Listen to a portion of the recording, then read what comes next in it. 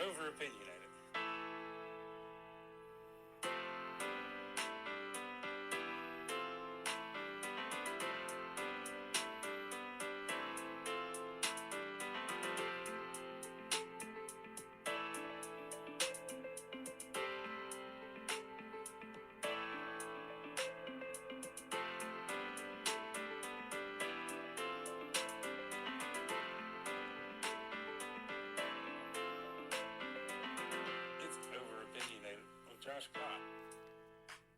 Hello everybody, welcome back to Over Opinionated. In this episode, I'm going to have Darrell McCain, host of the Darrell McCain Show, come on for a long interview. This is the longest episode ever of Over Opinionated. It is over 2 hours long. Do not get intimidated. Eat this interview up by 30-minute marks, because if you don't, it can overwhelm you. 30-minute marks, even 15-minute marks if you have to. But please listen to the entire interview if you can. I think this is a very great interview. We cover the Israeli-Gaza crisis, the Israeli-Palestinian crisis, and many other topics. We stopped talking about Israel-Palestine about the hour mark, and then go into some other current events.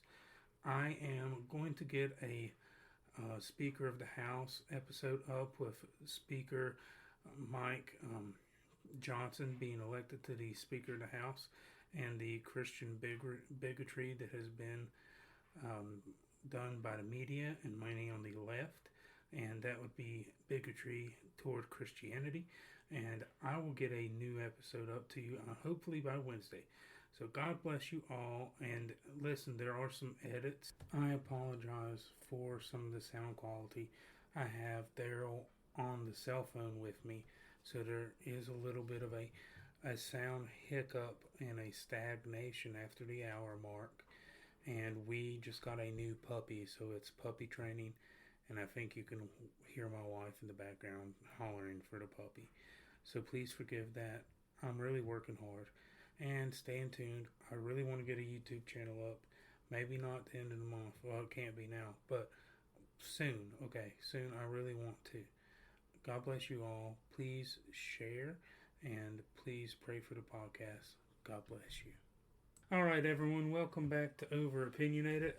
If you've listened in the past, you know that my former boss and a good friend of mine, Darrell McCain, the host of the Darrell McCain Show, he offered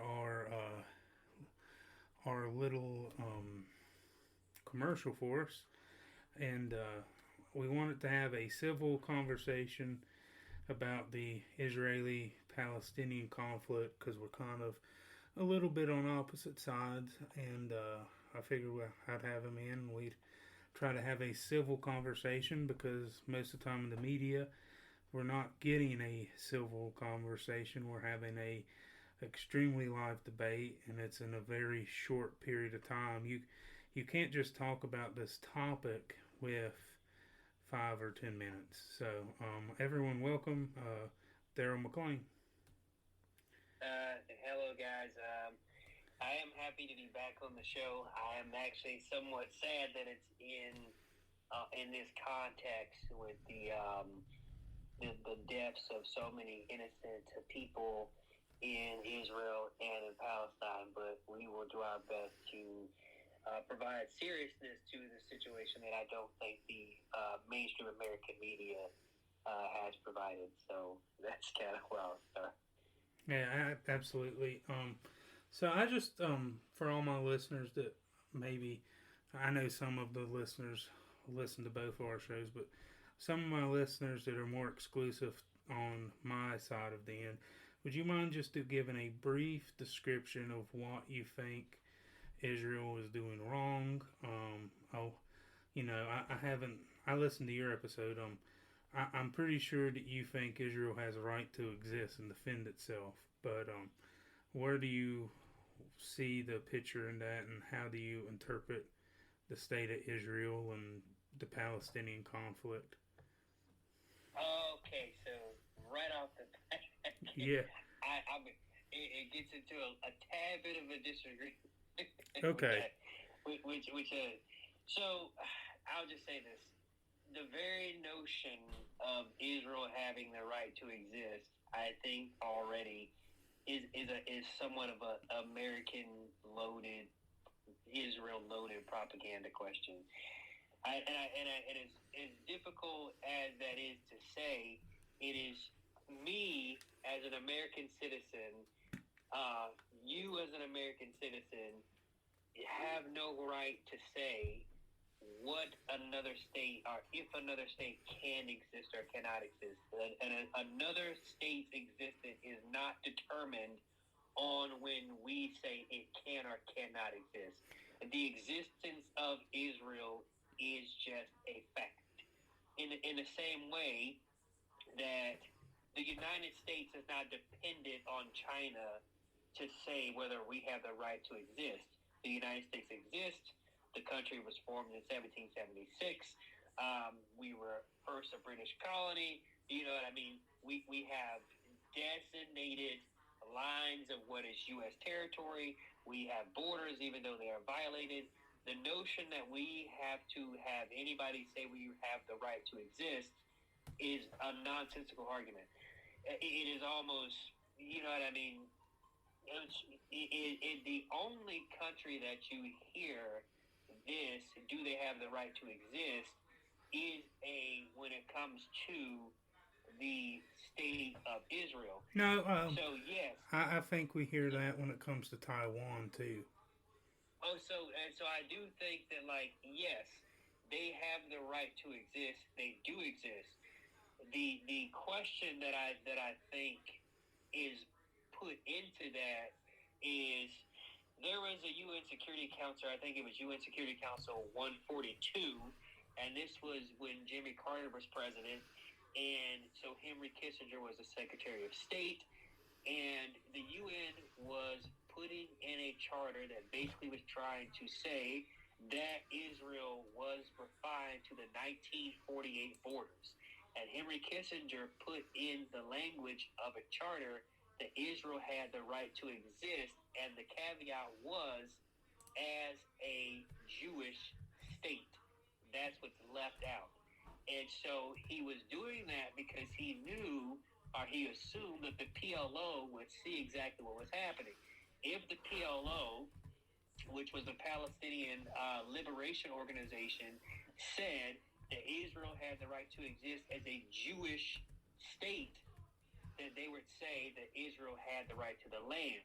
The PLO obviously rejected that notion, and so the PLO became a part of the problem. The nature became, the PLO is saying Israel does not have a right to exist. But if you look at the statement that the PLO put out, they said no. We said we do not recognize Saudi Arabia as a theocracy. We do not recognize Jordan as a Muslim state. We do not recognize Saudi Arabia as a Muslim state. We do not recognize Iran as a Muslim state. Why would we recognize Israel as a Jewish state? Israel is a country, period.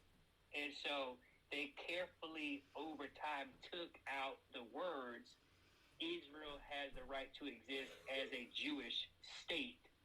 And so what happened over time, from that Henry Kissinger putting that language in, Israel has the right to exist, was Israel has the right to exist. So the question was, and the debate was, does Israel have the right to exist as a Jewish state? Now, the only reason that I know that's controversial is because I am an American Christian. So I can say fundamentally that America is a Judeo-Christian foundation. But if any document said America has the right to exist as a Christian state, I reject it, because I know exactly what would happen after that. After we said America has the right to exist as a Christian state, me and you would debate in perpetuity what it actually means to be a Christian.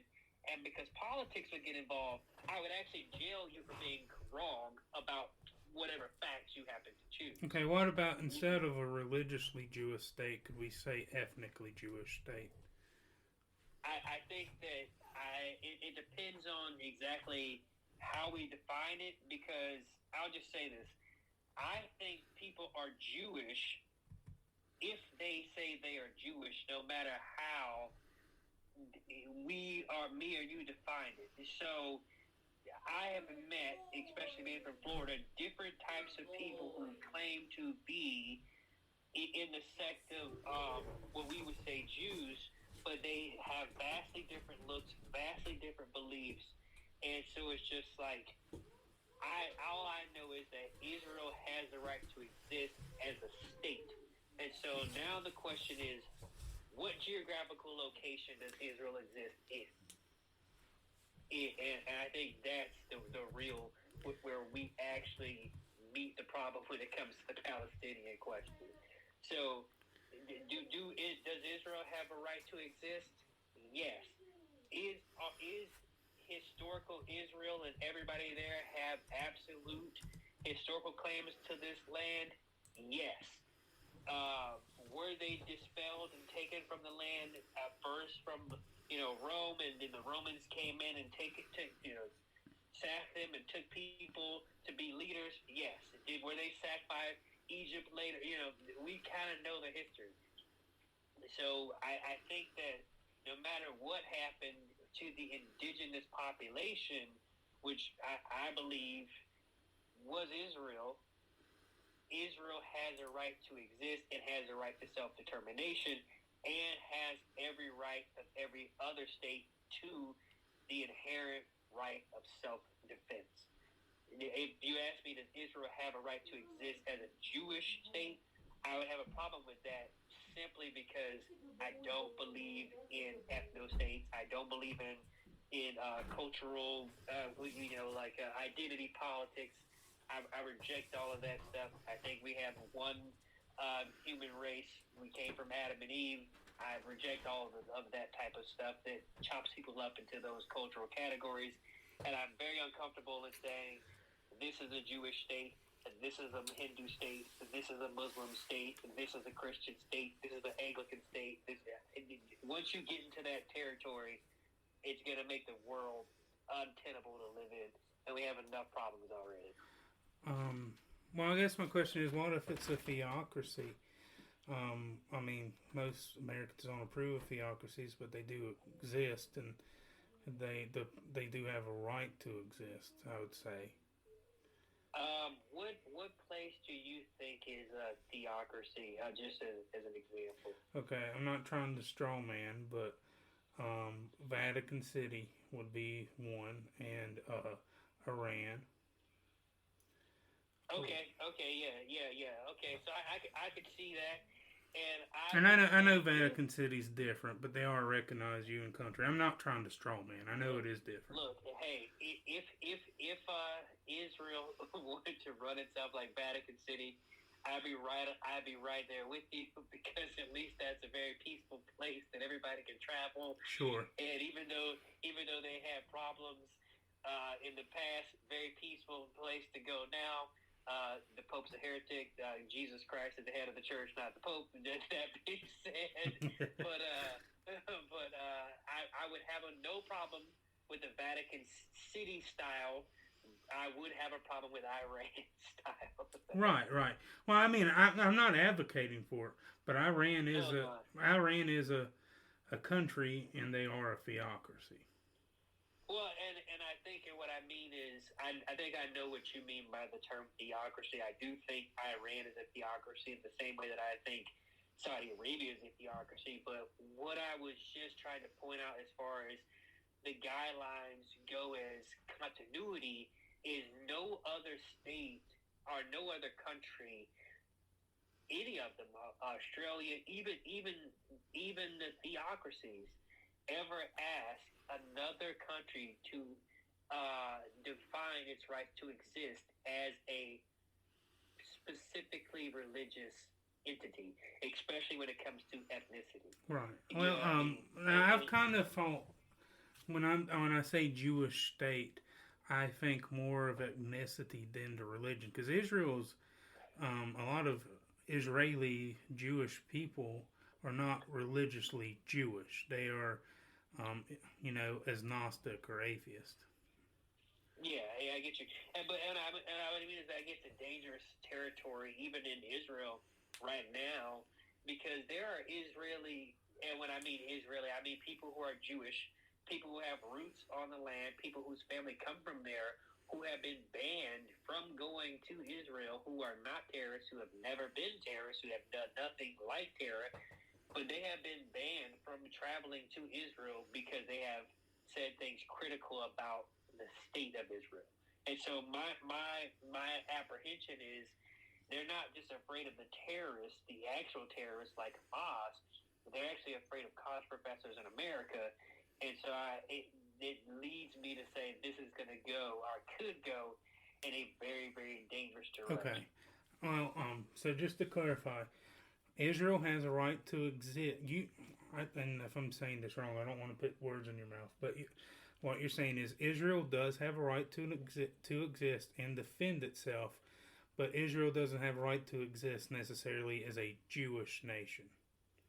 Correct, and that is just me saying that with a whole lot of bias, and that's me pushing my bias back, because when I think of Israel, the first thing I think of is Israel, my elect. So that's a whole. I understand. Well, I always separate spiritual Israel and the nation of Israel. When I say Israel, and we're talking about the Israeli-Palestinian conflict, I am talking about the nation state, not spirit, because I think we're probably on the same page about spiritual Israel. And it's very difficult, because even in a recent speech, Benjamin Netanyahu, the prime minister, just said, I am trying to fulfill the prophecy of Isaiah. And it even touched my heart, because it's just something that, I grew up praying for. So I think that, but I had to step back and say, wait a minute. I don't know how genuine his faith is about this type of thing. I don't think Netanyahu's religious. I think he's Gnostic or secular. I could be wrong, but I didn't think he was religious at all. You know what I mean? So, and that's kind of what I was like, even though I heard that Bible verse, I thought I have to look at this as he is at first a politician, a very skilled politician. Absolutely. Absolutely. And so yes, Israel has the right to exist and has the right to defend itself, as every nation has the right to defend itself. Okay. Well, if we were cable, this would have already been over. So the first question, but I think that's good. I have to really consider that, meditate, and as I do on a lot of things, meditate, pray, and research if they have a right to exist as a Jewish nation. I would probably say they do right now. And when I say Jewish, I mean ethnically Jewish, not religiously Jewish. With that being said, 20% of Israel's population is Arab, and they have had, in the former government, which wasn't that long ago, because Israel has had a lot of elections the last 3 or 4 years, the former government was in the Arab Party was in a coalition party that was the head of the government. Well, that's good. Israel is claimed, or makes the claim to be the only democracy in the Middle East. And if you think about the historical fact that Israel had been sacked and the people had, been displaced so many times, it would make sense that not only that the population in Israel has a massive Arab population, but when you get to the DNA, you would see a lot of Israelis and Arabic people. And I just want to clarify a few things. And I apologize. I totally cut you off. I'm not like that. I don't try to cut people off. So go ahead. Oh no, I was just saying that when you get into the thing, I think that the crazy thing is, from my perspective, a lot of these people are related, But Israel does have a very diverse population. There's a lot of people that migrate there. There are massive Christian from America into Christian tours there. There are people that live there that have went and never come back. There are people from Brooklyn that have have moved to New York and moved from New York to Israel that have converted to Judaism. And so it's not, I don't want to paint Israel as if it's, the worst of everything in the Middle East. I want to look at Israel in the context of it is a superpower, and I wanted to behave as if it is America's ally and not as if it is Saudi Arabia. Okay, that's totally fair. I just want to clarify a few things. I totally support Israel's right to exist and defend herself, and in this conflict, I more side with the state of Israel, but I don't think anyone's anti-Semitic for criticizing Israel's policies or their military operations. And I don't think, because as a Christian, and two, a lot of evangelical Christians, people in my crowd, I love them and I disagree with them, but they believe that the Jewish people are God's chosen people, and I believe they used to be, but I believe God's chosen people are those who have accepted Jesus, and that Paul writes about we have been grafted into the vine, and those who have rejected Jesus have been thrown to the fire. Now there are Jewish believers in Jesus, and they are spiritual Israel. But I think that we are the true children of Abraham because we accepted the promised one from Abraham to David. Jesus is on David's throne. He's a direct descendant of David, both from Mary and Joseph, if you don't count Joseph, because Joseph was his stepfather. But I would say that Christians that are blood bought and saved, true saved Christians, are spiritual Israel.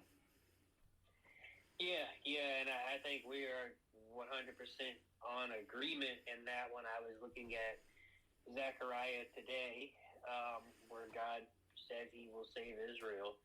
And, I was really praying deep in my spirit for them just because I'm very worried about Iran getting involved in the conflict and, Jordan and Lebanon and Israel being, having to fight on all sides, and then, so I think about the people there as the human aspect of it, and then I'm also afraid about when they asked Jesus about the massacre, and he said, "Do you think that these people were any worse than you? You repent, or you will all likewise perish." And so I think the hardest thing is to while these people are suffering to hope that they find Christ before they die. You know what I mean? And I think about what Paul said about everybody that is all of Israel is not of Israel, and even says that he too wishes he was accursed, for his kinsmen's sake. And so it is a very difficult topic, and so I try to have it with a certain amount of grace and humility, because without being inflammatory about the situation, I believe spiritually the people in Hamas are operating under the same spirit of the people in Israel who reject Jesus as the Messiah. So, and it's very difficult to wrestle with that, but I'm like, if they are both being deceived by the God of death. Well, yeah. But with that being said, we can go back more to the geopolitical side of things, and it is messy. The way I see things from Israel's very conception, the new modern state from 1947 to 48. As soon as Israel declared independence from the United Nations and Great Britain, the whole Arab world tried to crush the state. They didn't want a two-state solution. They just wanted to rid the world of Israel and the Jewish people. Israel won that war. It seems like Israel wins almost all these conflicts. Not all of them, but close to it. They won the 6-Day War, the Yom Kippur War, and they have took more land, and a lot of that's for negotiation and the spoils of war, and they gave a lot of land back. And it seems like to me, as a nation, a state of people, there's not been another nation or state of people that I can think of that have dealt with a worse situation of them just trying to live peacefully and have a state. Is there any rebuttal there? I'm sure there is. Only a small part. When Israel was first founded in 48, 47, most of the international world somewhat thought it was already going to be a bad idea. It was land that was given to, I don't want to say given to Israel. I will say given back to Israel, since they had been taken from them way back from when the Romans sacked Israel. Constantine then made Christianity the official religion of the Roman Empire. Yada yada. But this land was given back to them because the British had somewhat gotten tired of dealing with the Jewish question. You know what I mean? And we still have to wrestle with two competing thoughts at the same time, which is, even though they did have and do have ancestral claims to the land, we cannot fail to recognize the fact that the British put the Israelis on top of another population. That, and if we look at it from the American context, we know exactly how that works out. You know what I mean? We were not put on top of Plymouth Rock. We came here, and we all know what happened to the population that was here once we got here. You know what I mean? We walk around every single day of our lives. We don't bump into Native Americans everywhere we go, and we don't even think about it. Do Native Americans, do the indigenous Americans still exist, or natives, or whatever you're going to call them? Yes. They are stuck somewhere on a reservation, drinking themselves to a pitiful death. Yeah, I know you didn't listen the last few days, but me and my wife went to a small trip last week to Cherokee, North Carolina, which is a reservation with a lot of Native Americans, and I seen some of that, and a lot of the whole town's lifeblood is the casino, which is it's a double-edged sword. Yes, and so it's just like, I look at a lot of the Palestinian, situation, and I say we have somewhat seen this before in the context of America, but it's different in the sense of we, in theory, had a place for the natives to go, and the job that they did somewhat appeared, which is gambling. It's very different in the Palestinian conflict, in the Palestinian sense of it, because 50% of Palestinians are unemployed, and the Israelis have absolutely no use for whatever skills they have, if they have any skills. You know what I mean? So it's very different in that standpoint. So the British somewhat handed the world a mess. No country wanted to pick this up. Well, what happened? Well, I'm not trying to interrupt you, but it's I'll let you get back to it. I went over this in my last Israel's at War episode. Britain took over the region at the fall of the Ottoman Empire, and they promised the Arabs a continuous Arab state, but they also, with the Balfour Declaration and the rise of Zionism, promised the Jewish people a state in Israel, and you can't have a continuous Arab state and the state of Israel. It doesn't work. Well, the thing is, it all depends on which leaders you are listening to at the time.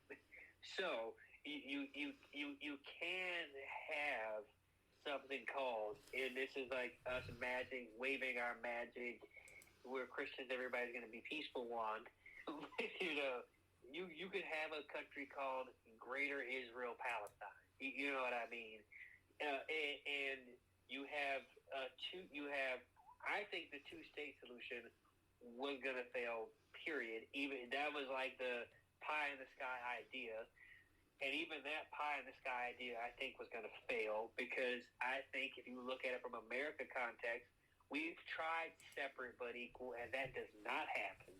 The population that is normally at the top, especially if they despise the population at the bottom, never gives them equal access to their same stuff. It just does not work that way. What you would have to have is one state where everybody has their rights to the same education, the same access to the same water, the same land, the same air, the same sea. Everybody serves. Everybody says the pledge. Your religion is your own business. We all own the land. We live next to each other. Our children play with each other. And that's how we fix this problem. This self-segregation of these populations was never going to work unless you did the model where you just build a wall so massive where it's like, all right, well, we can't get along. We will never, ever have any contact with each other. But I don't think a one-state solution will work.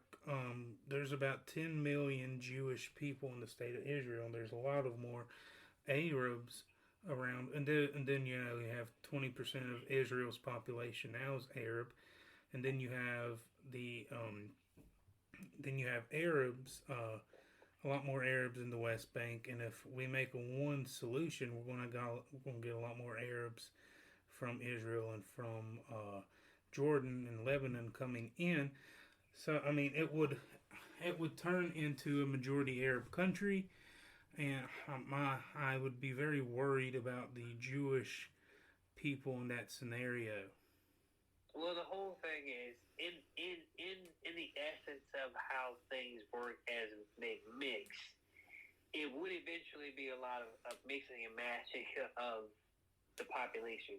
Because when you think about Israel as a nation, but when you think about Jews as a people, which is fascinating and sad, is Jewish people are a very small part of the population, very, very tiny part of the population around the world. So it really, honestly, doesn't matter what nation you put Jewish people in, they're going to be the minority. It doesn't matter where you plant them. You know what I mean? So there's no way to get out of the Jewish people being a minority problem. But then you give them a state, and that's the only solution is they have to have a state. Well, my thing is, like, this is where I would say this is how we get into the problem that we get in now, which is like, and we see how this doesn't work in the American context. Something, and I already know when I say this is going to sound bad, but this is affirmative action for Israel. Something that we all know bad happened. Nobody that is alive now did it, so you guys get this shiny thing. And guess what? Everybody around you not only suffers because you get this thing, everybody resents you because you get this thing. Mm-hmm. It just does not work. We have seen in America it doesn't work. You have affirmative action in colleges, and so people who are benefited from that, who actually worked hard to do it, they are looked at as affirmative action college students or affirmative action hires. You know what I mean? It doesn't work. It's not. It doesn't mean that the policy is inherently evil, but what it means is the road to hell is paved with good intentions. You literally surrounded Israel by people who are their theological enemies, and eventually became their geographical enemies.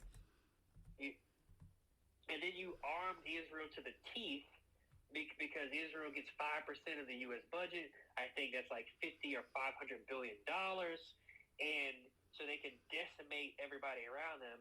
And anybody that's ever lost a fight before, that doesn't leave a good taste in your mouth.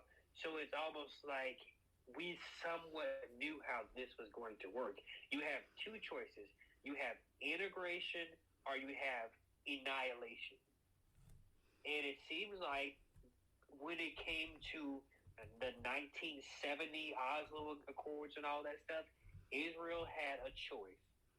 They could have chosen security or expansion, and Israel chose expansion. And the entire region responded. And it didn't mean that Israel was wrong, because they had all the way from 1948 and then, they had the fight with Jordan and Lebanon and everything to have that, that history. But it's just like, as Mad Dog Mattis says, you always have to remember in these conflicts, your enemy gets to vote. So the Arab world is looking at this and they're saying, why you just won't help us? And so in order for them to have their legitimacy, Egypt has to do something. Jordan has to do something. Hezbollah has to do something.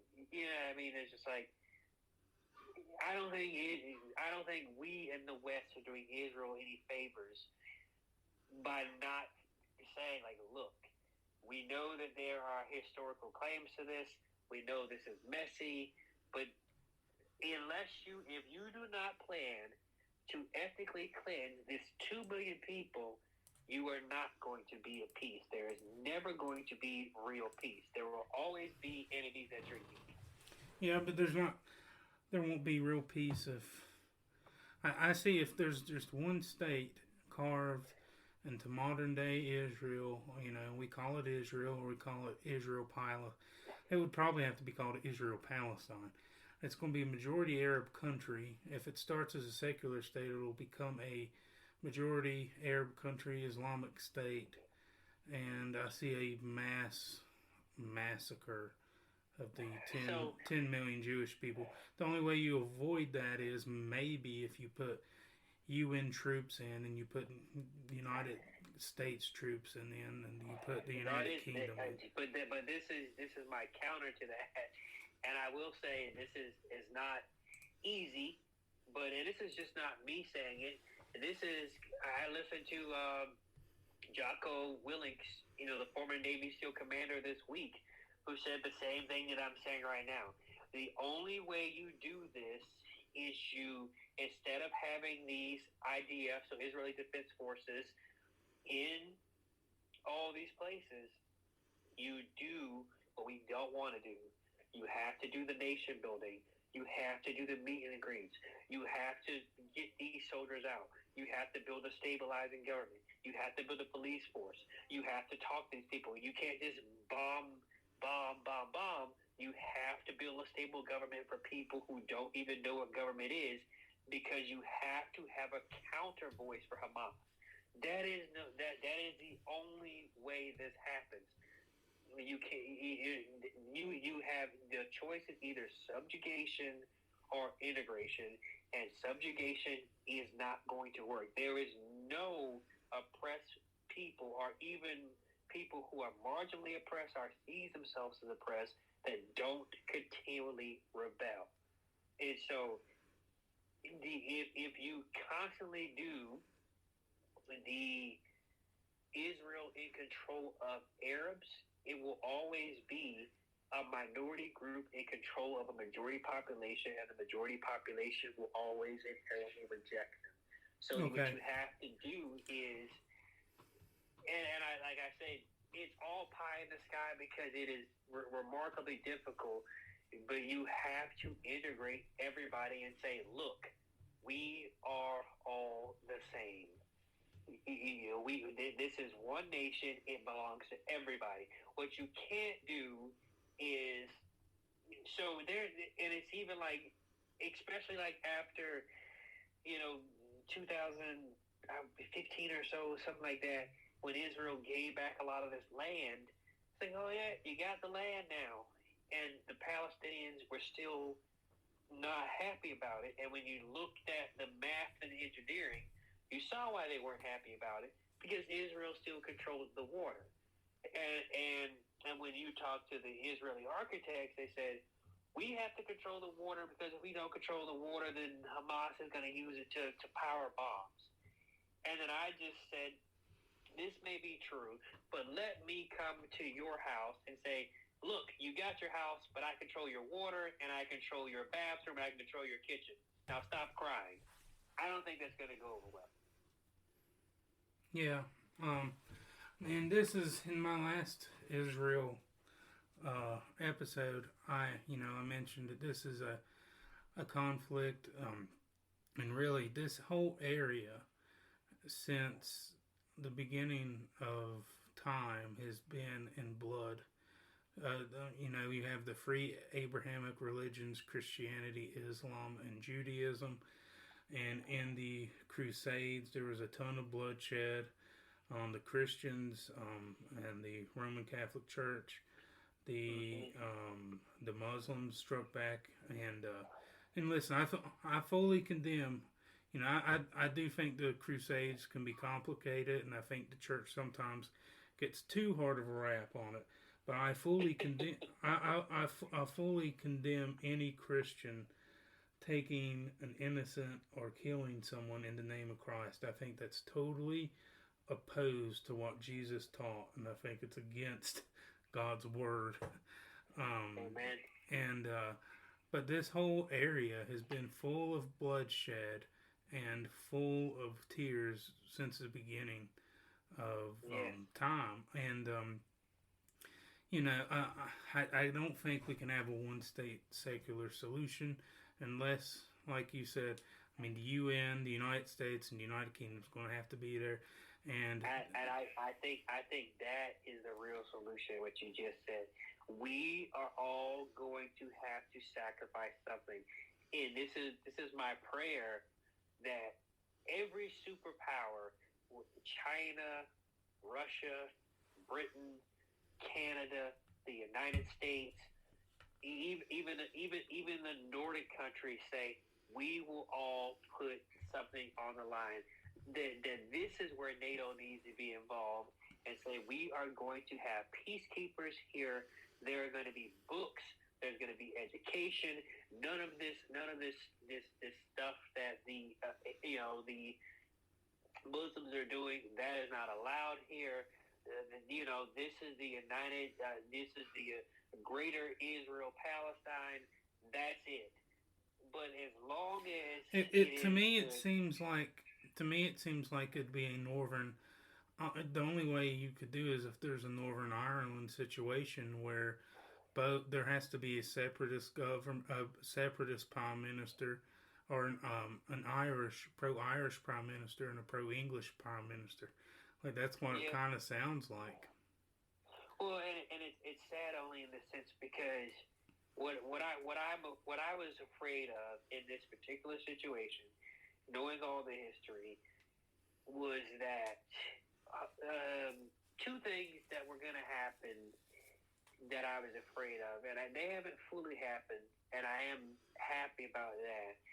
But I was afraid that we would forget, one, that Hamas is a terrorist organization, and they need to be annihilated from the face of the earth. You cannot read the charter of Hamas and think that they are good for Israel, and you cannot read the charter of Hamas and think they are good for the Palestinians. Agreed. What I was afraid of was that people would, in the United States, which is Israel's greatest ally, start to equate Hamas with the Palestinians, and that has started to happen, but not as much. There has been pushback to where you say that, like, look, the people are not always their government. Joe Biden is the president of the United States. I have yet to meet a Joe Biden supporter. It is what it is. So the people are not always the government, and you have to separate the two. Just because the president is sending bombs somewhere, or somebody pops himself up as the leader of whatever organization and kills, does not mean the people people sitting at their house trying to feed their children agree with that. Right. You know. Well, but one thing though, I know that the state of, and I agree with you about that. I don't blame all Palestinian people for the actions of Hamas. I do get concerned about some of their population because I think there's a deep hatred there for the Jewish people, and I think some of them can be sympathetic. That doesn't mean they deserve to die, and that doesn't mean that they're all bad people. I don't think that at all. But I get concerned, um, you know, uh, with your one state solution because I don't think the modern day state of Israel would ever accept that, and it would probably turn into a war with like the UN, the whole world versus the modern day state of Israel. Well, and the whole thing is, at the same time, I will say that Israel is not as one voice as we see in the West. There has been several different prime ministers in the history of Israel who have taken several different tacks. Even, the big controversy now is the Likud party helped to create Hamas in the U.S. funded. There's that famous clip now that's going around where Ron Paul is on the floor of the Congress announcing that we're sending all this money to this group of Hamas. And you're like, what? And it's well, that's when I was in high school that Ron Paul is on the floor of the House denouncing this group Hamas is being funded and we're going to send them this money. And that was because we were trying to combat what we saw was an awful organization at the time, the PLO. And this is what happens every time the U.S. tries to do this little game we play where we think we can prop up leaders in other countries. It happened in Iran when we overthrew the Shah. You know what I mean? And look what we got now. So I don't want to. I think that we have to say terrorism is always the fault of the terrorists. But at the same time, if you're putting a bunch of money in the terrorist pockets, you got some blood on your hands as well. And so, I agree. And I think that we have to do the same thing when it comes to the state of Israel. You can disagree with Israel's settlements, occupations, expansion, whatever, and not think that any of those people that are being killed in Israel have done anything wrong. There is not one person in Israel that deserved to die. They did not write one policy. They have went to no policy meetings. They have taken no land. They have built no settlements. They have bulldozed no homes. Right. That would be like a Native American, like a terrorist organization that theoretically started to kill other Americans because of the past. Yeah, and so I was very disgusted with that Black Lives Matter. I want to say Chicago painting of those people going in there with those paragliders. What a classless bunch of turds. No, I'm really glad you said that, and I was too. I will say I was listening to your show, and I liked your. I think we have all, I do think racism is become a buzzword for people we don't like at some points. So, but I do think we all have some prejudice that we have grown up with, or the area that we have to look at, and and I'm pretty conservative, so I'm not trying to play like the oppression Olympics agenda. But I think, I do have to be honest with myself. I do think everyone has some prejudice in them, and I've had to catch myself about this. And when you said that God loves Palestinian babies the same as Israeli babies, it really spoke to me, and I think it's 100% true. Yeah, because Jesus Christ, said, "Suffer not the little children, let them come to me." And he did went on to say, anyone that does these ones harm, it'll be, worse than a milestone is put to your neck. Jesus never said, "Suffer not the little Jewish children, let them come to me." He Right. just said the children. Over time, sadly, we made those distinctions, and I'm so fearful that God's gonna get us for that. So I try my best to not engage in that type of foolishness. Yeah. It's like you don't look at a child and say, look at that Palestinian, the little terrorist baby. Look at that Israeli IDF soldier. Well, I like what you said in one of your episodes. There are no Nazi babies. There there were Nazis that had babies.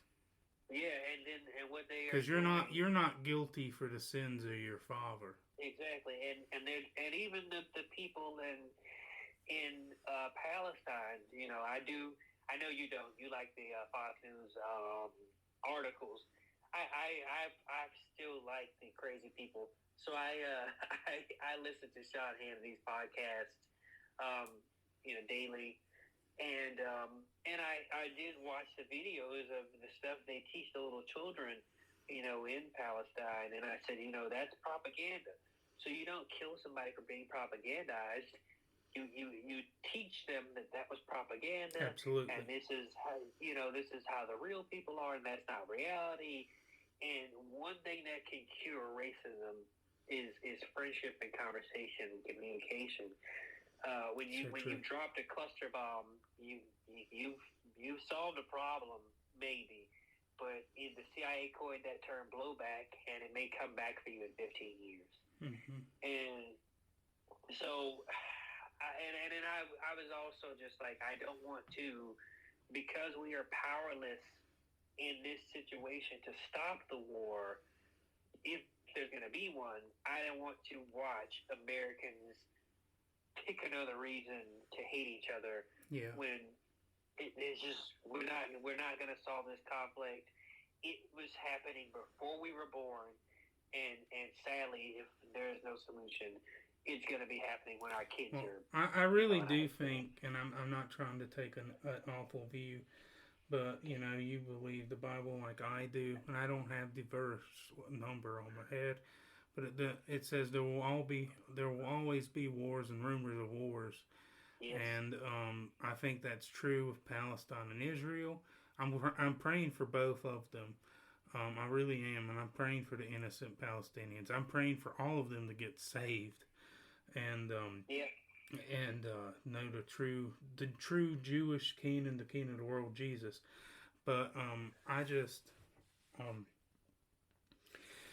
I'm heartbroken by it, and reading the reports of it has really broke my heart. I'm the only thing I want to say is about the racial thing.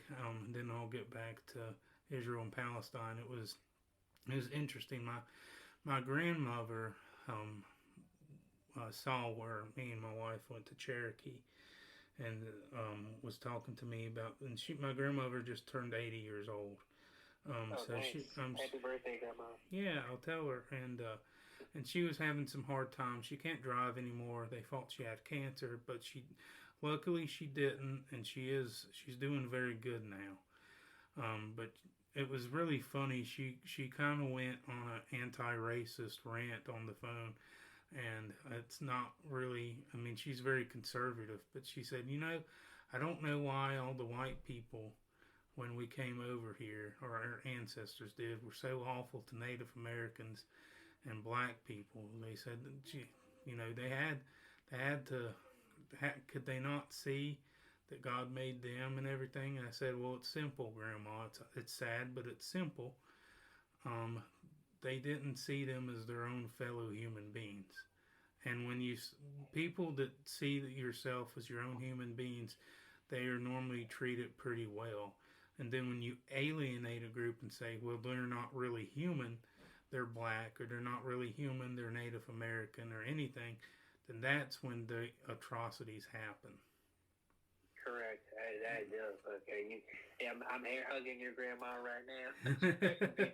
Because like, I think that is so true that I want to say it was Aldous Huxley, or it may be, that said the whole point of propaganda in war is to convince you that the other person is not human. Yeah. Sure. And I thought about that when it came to this conflict, because I got to be honest. For me, it was difficult because almost everybody I admire, they are Jewish people, and I don't know if that's just like purely accidental, or because they're heavily focused in academia. You know what I mean? And then I started to look at it. I was like, even the people I'm looking at on opposite sides of this debate are all Jewish people. Sure. And I was just like, and I can't be like, the Jews are just wrong, because I'm like, oh. Well, but we do. It's weird because we do that. We still do that in America. We view a certain group of human beings lesser than other human beings, and it's not based on race or color, or it's based on development and placement, and and what I'm talking about. But I think when it comes to unborn babies, a lot of people on the left will say, they're not really human, they're just a clump of cells. Yeah. And we see there have been around, it's a low estimate since Roe v. Wade, which I'm glad is gone, that about 60 million abortions have happened, the vast majority of them for convenience purposes. So, that's a lot more than the Holocaust, and we just say, well, it's not the same, and I know it's not exactly the same. Well, it's the same. It's the same to us who see life as valuable and see death as death, and it. So to me, I think it's morally the same. I just think it's worse. I think it's. I think the word would be fratricide. I got to look at what it is when a mother kills their own child, or when a dad kills his own kid. I got to look up what that term is, but I think it's worse. And I thought about that. I didn't want to make that connection. That's why I stay off Twitter and stuff like that.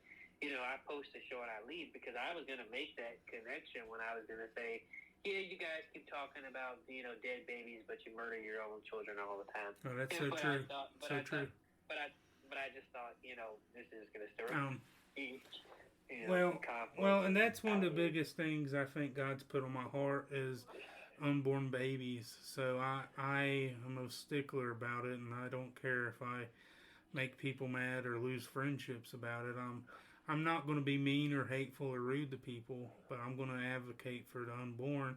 And there's always been atrocities in human life from the beginning of time, and there always will be. But I think we have progressed because God and Christ has put good men and women in the world to try to make things stop. The Christians had a hand ending the gladiatorial games. The Christians, I know that the Civil War, and one day I'm going to have to do a podcast about what exactly I believe about the Civil War, because it's a lot of people just think I'm an evil racist, but it's not. It's so not true. It's going to be interesting. It's so not true. You taught me a lot when I met you, just about it's people take a lot of more pro-Confederate people overcompensate and say that the war had nothing to do about slavery, which is very untrue. And then the public school system will present the great picture that the North was fighting to end slavery out of the kindness of their own heart, and the South didn't care about anything else. And there's a line in the middle there that needs to be taught. Like, it's not a black or white issue, it's a gray issue. Yeah, I think if we can be honest about every situation, it's the concept of, we see now that every reason a war is started is not just one thing. There are different people with different agendas all across that wheel, and it's just being able to honestly and openly talk about, the what. The reason why Jefferson Davis did something is vastly different than the reason why, for sure. I Well, and the whole reason, which I grew up in the South, I had the public schools teaching me one thing. I had, you grew up in Southwest. it's true. I grew up in Southwest Virginia, on the border of West Virginia, and there's a lot of older people that are very pro-Confederate. The younger people are very anti-Confederate, and the school system is too. And there is a conflict that hits each other. But the school systems definitely were teaching that version of history, very pro-Union, anti-Confederate, that I thought could be unfair at times. And then, a lot of pro-Confederate people would go too far. And the whole reason I was more traditional. I listened to, I questioned everything, and I didn't want to just believe something because a teacher told me, and I was rebellious against it. So I became a little Confederate, and I wish I would have not have embraced it as much. It was never about racism, though. It was not, I hate black people, because I didn't, especially after I got saved. It was, wow, Jesus is telling me to love everybody, and that includes black people too. And the guy that carried Jesus' cross was black, so I better be good to black people as good as I am to white people, and any people. But the whole reason my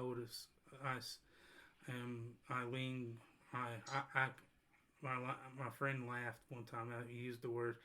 I said I was a moderate Confederate, and he's never heard that term before, and I made it up, I guess. But the whole reason I said that is because when you look at how the United States was formed, it was through the Declaration of Independence, which is a secession document.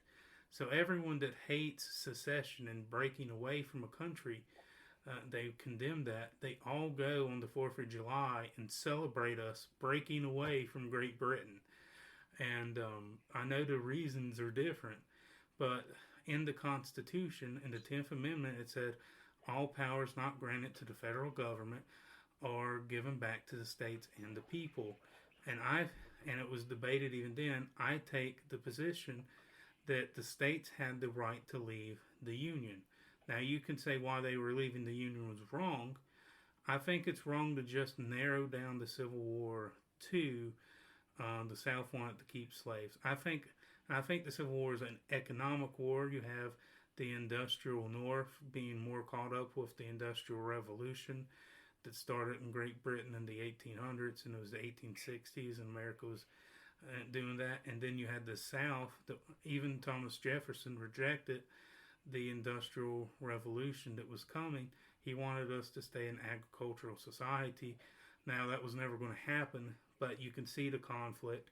And yes, I do think, though, if I'm an honest person, and through prayer and through, trying to seek truth and not my priors, I have to come to the conclusion, and it breaks my Southern heart. That doesn't mean I hate the South or the Confederacy, but I really do think, if I'm being intellectually honest, and that's what I want, and it was hard to say, but I really do think that the main reason, not the only reason, was slavery, because of the economics of the time, and you had the rich elites in the South.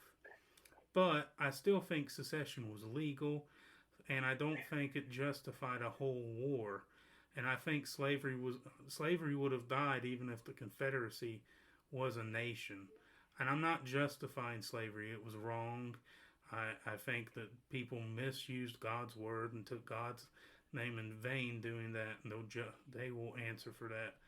But to blame the soldiers, like my ancestors, my great grandfathers, for fighting for slavery when they were fighting for their home, for the state of Virginia, everyone identified with what state they were from, and seeing what the Union, I'm not saying the Union was completely awful to every southern neighborhood, but seeing the Union take us over, seeing them as invaders, I don't think it's fair to just call them evil. I don't think it's and people compare them to Nazi Germany, and it's not at all a fair comparison. It does anger me. It's not a fair comparison.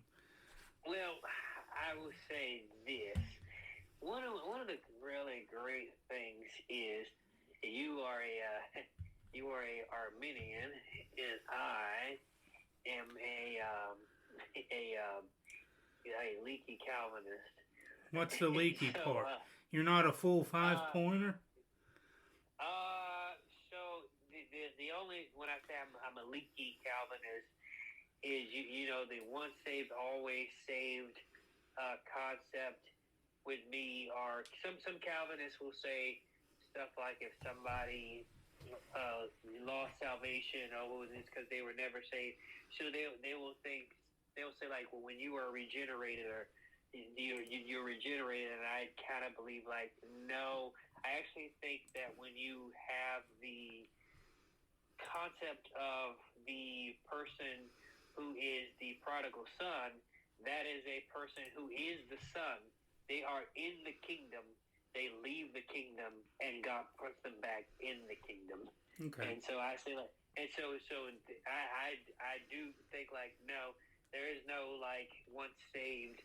I know it's a debatable concept, but that's kind of where I say like, I think that there are people who will be in the faith, will step off, or what we call backslide. You will see all the evidence that they left the faith, and then God will call them back.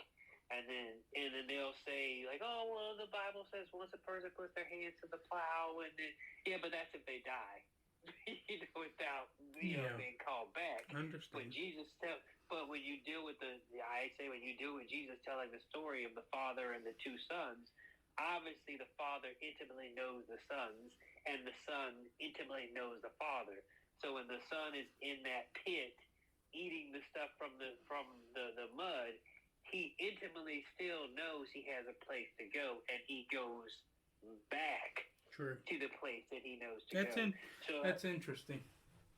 And so I think sometimes in that forefront, Calvinists get a lot of things right, and then it's kind of like, and they take the definite, so this must be this, and I'm like, nope, you just got that point right, and all this stuff is debatable, but and so I think I don't think any of these groups that I have tangled with have met what I call pure 100% theology. I think it's just a beautiful inconsistency, and as long as we are doing our best to get closer and closer and closer to pure theology, I think we're on the right path. And so that's like step one. And step two is most Calvinists are cessationists. The gifts have ceased. I have found no biblical justification for that belief system. Well, man, I appreciate you saying that. Yeah, well, I definitely want to have a theological episode where we talk about Arminian. And I agree with some of the Calvinist points, just not all of them. But I think that there are some things that are difficult, and so what the Calvinists tried to do is like stamp out the difficulties. And then I also think there is some extra biblical reasoning where they try to find out the mysteries of God, and I think like, that's where you get into the danger. Okay. Where it's like, okay, I understand why somebody would reason that way, but I also understand that you are a human. Your reason is flawed, so you may just want to take the text and just say what the text says and keep it moving, so anyway, so that's why I say leaky. But I think that when it comes to the justifications and things like that, for me, it thoroughly explains a lot. They've done a lot of like the work where I say, okay, this is well documented, well thought out, well written. But I especially when it comes to like Presbyterians, I think they really have a sound footing on a lot of things, and then I say, okay, so it's like I agree with this, agree with this, agree with this, agree with this, agree with this. Don't agree with these four things. Not enough to close the church, but nice enough to where I won't say I'm a Presbyterian. And so, but I only said all of that to say, when you read the documents that the Puritan pastors were writing when it came to the foundation of America, it's very eye-opening. Because I think when you look at those sets of sermons, most of the pastors at the time did not even think that America should have been founded. They were vigorously debating that the American Revolution was unbiblical. That we were belonged to the British, and that us rebelling against the British would send us all to hell. They were constantly quoting that government is ordained by God, and Christians are to submit to government. It took years before the pastors, the Puritans, etc., started to change their view about whether the revolution should happen. And that was only because there was petitions and petitions and petitions to the king, and in one of the petitions, they basically said, "You are not my subjects." And then the church said, "Oh, all right, well, he answered the question for us." I think they have a legitimate case. And so, but I can't say the theological. Even though you will have bad theology and people will try to do whatever they can to get to whatever the reason they want, you had some very fastidious people saying, "Wait a minute, I know we're being mistreated. Do we actually have the right to rebel against the government?" And they were really working hard to try to work that out. When it comes to the secular view of how things happen, that is going to always be a debate, because America is a very interesting country in the sense of most countries, when a population wins a war, they normally exterminate the other population or they expel them. America is interesting because in almost every conflict, even the labor conflicts, which is not really written about, but it's written about in the People's History of the United States by Howard Zinn and stuff like that. Both the winners and the losers just go home, and that creates these narratives that we always have to wrestle with. Because when both the winners and the losers go home, they teach whatever they're going to teach. Yeah. And so you always have this competing narrative of why did we actually do this? Mm-hmm. You're gonna have the I thought people were encroaching on my right to live. You're gonna have this person killed my sister. You're gonna have I actually just wanted to kill some folks. You're gonna have I was fighting for freedom and liberation. You're going to have I actually was told, get this gun, you have no choice, go shoot that guy. You know what I mean? And everybody's story is going to be different. And I think the thing that happens within that is there are people that will cling to narratives because it is so personal to their particular story. Absolutely. Especially the Civil War. And it's not, like I said, the Civil War is not a black and white issue. They can try to paint it as that.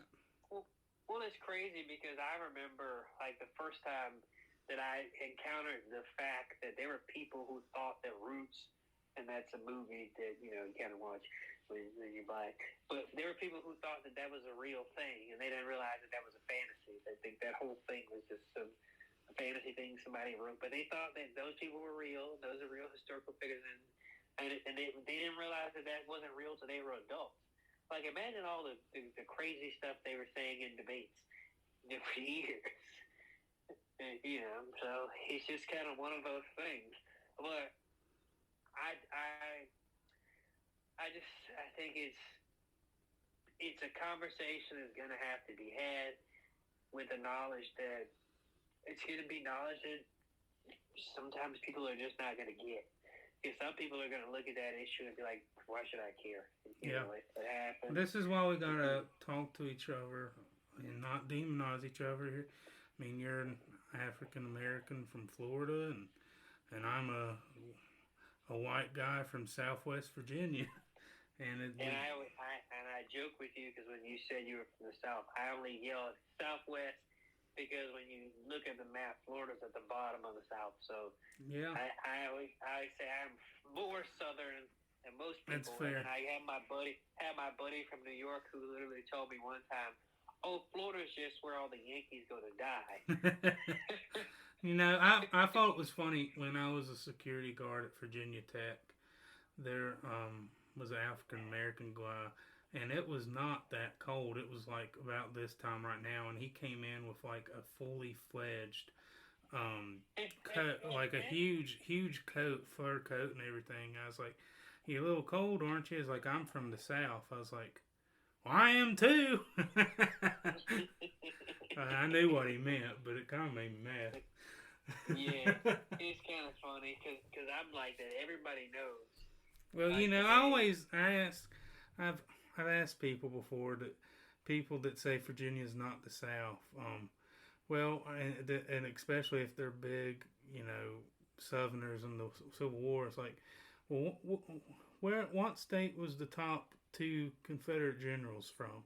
Stonewall Jackson and Robert E. Lee, all Virginia. Okay. Where was the capital for most of the Confederacy's life? Oh, Richmond. Okay.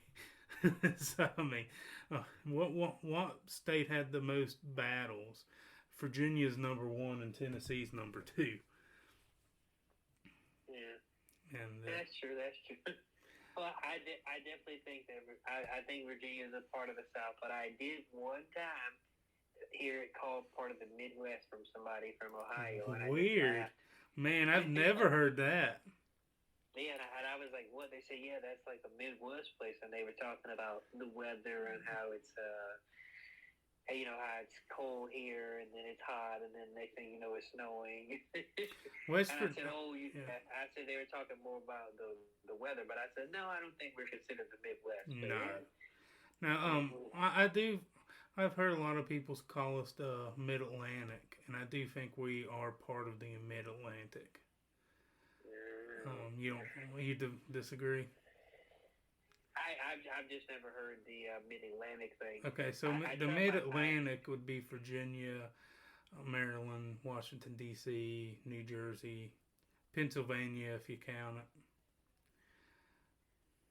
Yeah, this is something I have to study because when I think of Virginia, I definitely don't think of New Jersey. Well, no, I mean I don't either, but it's just they're going up and down the East Coast, and we're kind of in the middle. I see. I do think we're in the middle. I will say. Well, Virginia's different. Northern Virginia is definitely not a southern place. Richmond, Virginia is definitely not a southern place. Southwest Virginia is definitely a southern place. South Side Virginia is too. Yeah, I don't know. I don't know what to make of Richmond. I lived there for a little while. I never went out. I never did anything. It just seemed, I don't know. Yeah. I don't know what to make of it. Southwest Virginia, it's one of those places where I just wish I never left. Well, you can come back, man. You can come back. But I got is there any other a thing that you have been paying attention to and or wanted to ask me or pick my brain about? Anything you heard on before we move on from Israel, and I do kind of want to wrap it up before the hour, but before we move on from Israel, you know, I was talking. I'm not going to try to limit you to a short time. If we go over the hour, we do. But you know, the way I see this is, it's 1,400 or 1,300 innocent Israelis have died. Israel has a right to defend herself, but a lot of people, even a close friend of mine, are criticizing very closely how they are defending themselves. Do you think they've went overboard, and how would you have handled this differently? Honestly, I don't. I think that me as somebody who is not a military strategist and who is not the head of a country, I don't think it's appropriate for me to say what a leader should do to defend his people. I do know for a fact, and this is just a sad part of the reality, is Palestine itself is a extremely dense population. The only place that I could compare Palestine to that Americans would kind of have a context of is Palestine is almost like Detroit. So anybody can be Hamas, and it's so. The sad thing is, what the Israeli army would have to do, I just would not do. If I was the leader of Israel, I would not do. Because if they go into those underground tunnels, which they do have, you're talking about 50, 100,000 dead Israeli soldiers. Mm-hmm. And so Israel is literally between a rock and a hard place because they bear the burden of being, for lack of a better word, the superpower country in this situation. Right. So if they do what they big countries do when they're in these type of situations, urban warfare type of situations, and they back off, what happens is they're going to use the Navy and the Air Force. Well, the Navy and the Air Force aren't talking about precision. They're talking kind of, more about devastation. Yeah. So the Navy and the Air Force is going to bomb everything. And if you're in a densely population, you're going to have a lot of civilian casualties. Yeah. And so now Israel is going to lose the moral high ground, and they would lose the sympathy thing. Hamas. Yeah, and I heard a friend, I know they get criticized for their airstrikes, and there has been, unfortunately, a lot of civilians have died. But Israel's making the calculation. They'd rather lose Palestinian civilians, and then going in ground and losing a lot of Israeli fighters. Yeah. And it's the cost of war. But I don't think there's an equivalence between the civilians being lost and what Hamas did on the 7th. And the only other option that I would have is you would have to do the other difficult option, which is to send in Israeli special forces. And that's where you're just going to see the CNN factor is never going to look good. So you're going to see some guy walking on the street and then he's going to get sniped. They're going to be like, yep, that was the blah, blah, blah of Hamas. And they're going to be like, hey, the news is going to say, random such and such shot in the head walking up the street, Israeli sniper. Right. And it's like, that is somewhat, in this point, the best of the bad option. Yeah. Because, and I only say that because I think about this strictly from a human-to-human concept. If I am, Darrell McCain, and I am in Mississippi, and a group of us from Mississippi go and attack Washington, D.C., and the people from Mississippi, our brigade comes back, we succeeded, we attack Washington, and we hide in Mississippi, and then Joe Biden says, look, I can't get the people in Mississippi, so I'm just going to carpet bomb the whole area. None of them is legitimate. Yeah. As a matter of fact, not only would none of us legitimate, not only would none of us not accept that as legitimate, I guarantee you have just killed my family members. You have created me as somebody who is now going to join the cause, and I will see you the second I get my training. Yeah. And so that causes a resentment. Well, the CIA coined that term unintentional blowback. And this was literally when Osama bin Laden did, the mastermind of 9/11, well, he did have a manifesto. And whether you agree with whatever, happened, I obviously am going to not agree. he points to a lot of international conflicts that America was involved in and says, and this is why I'm doing this. Yeah. And so the whole thing is like, was he wrong for killing all those people? Yes. And so it's like, you have to understand that there is no pit bull that bites somebody that wasn't first taught to be this type of way.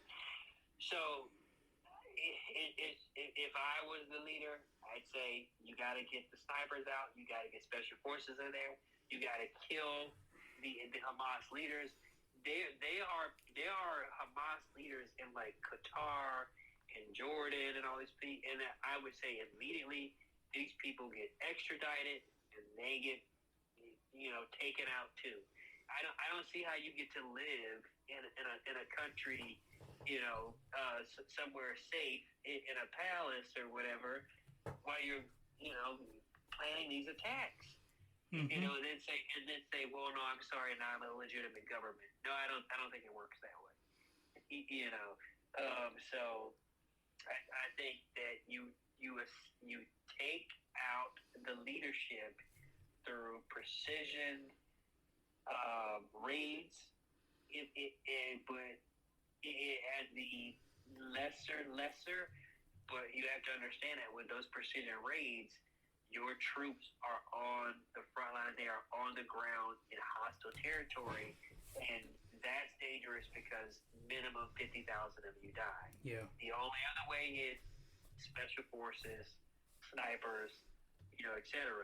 But the whole thing is like when you know that there's underground tunnels involved, when you're using the Air Force and when you're using the Navy, you're not killing Hamas that way because they're underground. You're just decimating the population, and it's one of those things where I was heartbroken when I heard that 13 or 14-year-old boy, who had nothing to do with it, say, "I just wish the world will have mercy on us." Mm. And I just kept thinking, how sad is this? This kid, had nothing to do, never attacked anyone, and I don't know if he's alive right now. Begging the world to have mercy for a crime that he did not commit. Sure. Right, and he's just an innocent caught in the crossfires, and there have been Israelis and innocents and Palestinian innocents caught in the crossfires. And that's the sad thing about the attack. When those Israeli people were at that festival, and they're just having a good time and enjoying their lives. They were 3 miles away from what has been described as a open air prison, and the festival was supposed to be a celebration of peace and unlimited security and joy, or something like that. It's just like, think about the cognitive dissonance that you can have to think like, oh, in the Middle East we have peace and unlimited joy, and it was like, no, everybody just did not want this situation to exist, and there was bubbling in the background, and it's like we have to, no matter what, we have to figure out what to do. And we used to say with the Israeli question, we have to figure out what to do with the Israel and Palestinian question, and even if Israel is secured, you still have to figure out what do you do with a population that has 50% unemployment.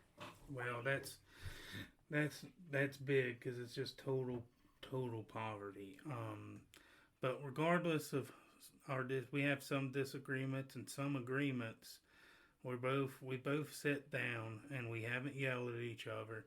We've had a reasonable, rational discussion about a horrible conflict. We walked. Give the Palestinians Detroit. Well, that might work.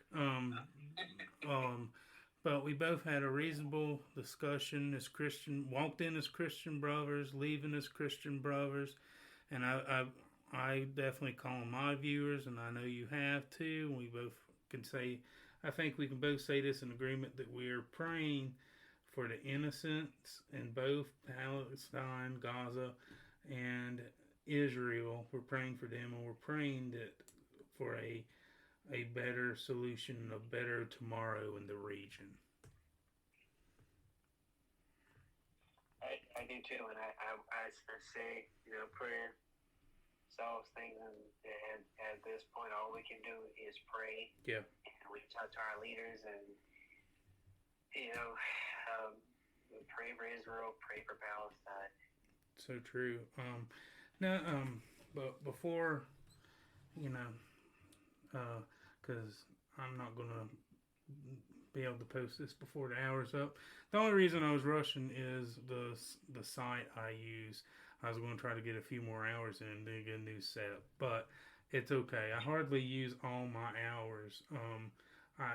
I'm trying to, but it's kind of hard. And I'm trying to do 2 a week, but most of the time I get 1 a week, and I might sneak another one in. But do you have any comments or anything about the Speaker of the House situation? Oh, wow. I'm actually thinking about doing an episode about this, what I would say is religious bigotry that I have heard coming from, the left about this particular gentleman. And I will just say that I have listened to a few shows, and they have played what he has said, and then they have said, "Oh, this guy's a theocrat, or he's a fascist," and I'm sitting there like, and I'm sitting there like, well, I think I agree with everything he said. In the very beginning, where he says, God ordained us to be here, da da da da. They said, oh, what God did you believe in? And he ordained you? And I thought, so should I read you the Bible verse where it says, God picks leaders? Well, I thought it was funny.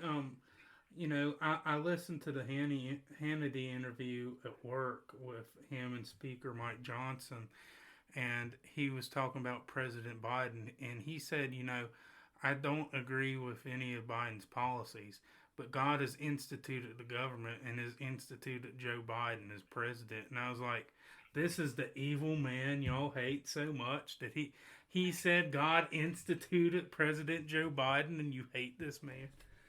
Well, yeah, and I just thought, so I said, so what's happening here is these people, at least, are showing that they just don't believe in God, period. And so anytime anybody says anything religious, yep, they will yell, oh, separation of church and state, how dare you believe that God selects his leaders? So that's not what separation of church and state means. I'm going to ask you to stop saying that. You just don't like religion. It's kind of like the inconceivable in The Princess Bride. It's like, I don't think you know what that word means. Yeah, and so I even heard, and I started to get somewhat uncomfortable because there's somebody who's supposed to be like a moderate lefty by the name of David Pakman, and I listened to his show, and this was like when Marion Williamson was running, trying to run against Joe Biden in the primaries, and he was making fun of her religion. What is her religion? I know that she does the crystal stuff. Is she New Age? She's just like a New Age spiritualist, and he was saying, oh, she's like the left-wing Deepak Chopra, and then the whole segment was just like not about any of her policy ideas. Didn't say anything about what she was going to cover it on. It was just him poking fun at her religion. Yeah. And I was like, oh, but you are an Ashkenazi Jew, so if I were to do a podcast just poking fun of your religion, I already know what I'd be called. So, yeah. So I thought it was very distasteful. And so, he kind of did the same thing. He listened to some of the stuff he said, and he said, oh, this guy talks to God, I don't know what that means. I'm just like, you know exactly what that means. So you're like, let's not, be obtuse or stupid about it. So, and then I listened to another one. It was titled like Fascism Enters. I said, oh, so there's some fascists around. And I was like, oh, well, that was fascism. I literally was going to respond to the guy on Twitter and say, I guess I'm a fascist now. But I was like, you know what? I'm not even going to engage with these people because I don't think that they're serious. I will say that I get a little biased sometimes because I'm from the great state of Florida. So anytime we're in the news, I'm happy about it. I don't think that Matt Gaetz was completely wrong or bonkers like he's being portrayed. I do wish that we would go back to the days where you put one bill on the floor and you voted for it. I agree with that. I agree with that. And you voted for it. Well, that way, politicians all the time, and sometimes it's true and sometimes it's not. My Congressman Morgan Griffin has been ridiculed for not voting for bills, but he'll say, "Listen, this bill is loaded with pork," and I go and look at it, and it's loaded with pork. But then if you did single issue bills, a congressman couldn't be like, "Oh, I didn't vote to lower insulin costs because it had a ton of pork and it would have actually hurt healthcare and medicine." It'll just be like, "Nah, you just voted to screw people with diabetes." That was the only thing on the agenda. Yeah, and that's that. So I think that what happens even with him, and I do think maybe some of the other whatever criticisms you have of people may be legitimate because nobody's perfect. All right, we got all that now that I've done all those caveats. In that particular issue, I think he was correct on. And I do think that, people like Mitch McConnell and John Boehner and Eric Cantor and all these people have done a very good job of doing something for a very long time. They gin their base up, and then they don't deliver to them anything, and they think that is a way to run the society. And I am somebody who thinks, no, that's a way to make people start killing politicians. Yeah. So, how about this? Stop lying to the voters. If you don't think something's a good idea, just tell the people the truth. If you think the people are incorrect, then level with them. Go to town hall meetings, listen to them speak, and tell them the truth. And I think a lot of times, I don't think they level with the American people. I think they treat the American people like children, and I think that chicken has started to come home to roost. And so there's a lot of stuff that happens in this country that Americans do not like, and I mean, Republicans, Democrats will agree on something at 63%, and they don't get it. And they're not getting it because the people in Washington do not think that they have to listen to their voters. No, that's true. So even no matter how pompous or whatever you think somebody is, anytime you can have anybody cause any type of disruption to this system, I am 100% in agreement with it. I know the tactics may be wrong. Don't care. We have tried almost everything else except shooting each other, which I don't want that to happen. Not at all. You know what I mean? But yeah. People have protested. People have died. People have sent in letters. And now you have somebody, who says, you know what, we're just not going to have a speaker. And that made everybody notice. And the crazy thing was, the politics of it was different because Nancy Pelosi set Kevin McCarthy up.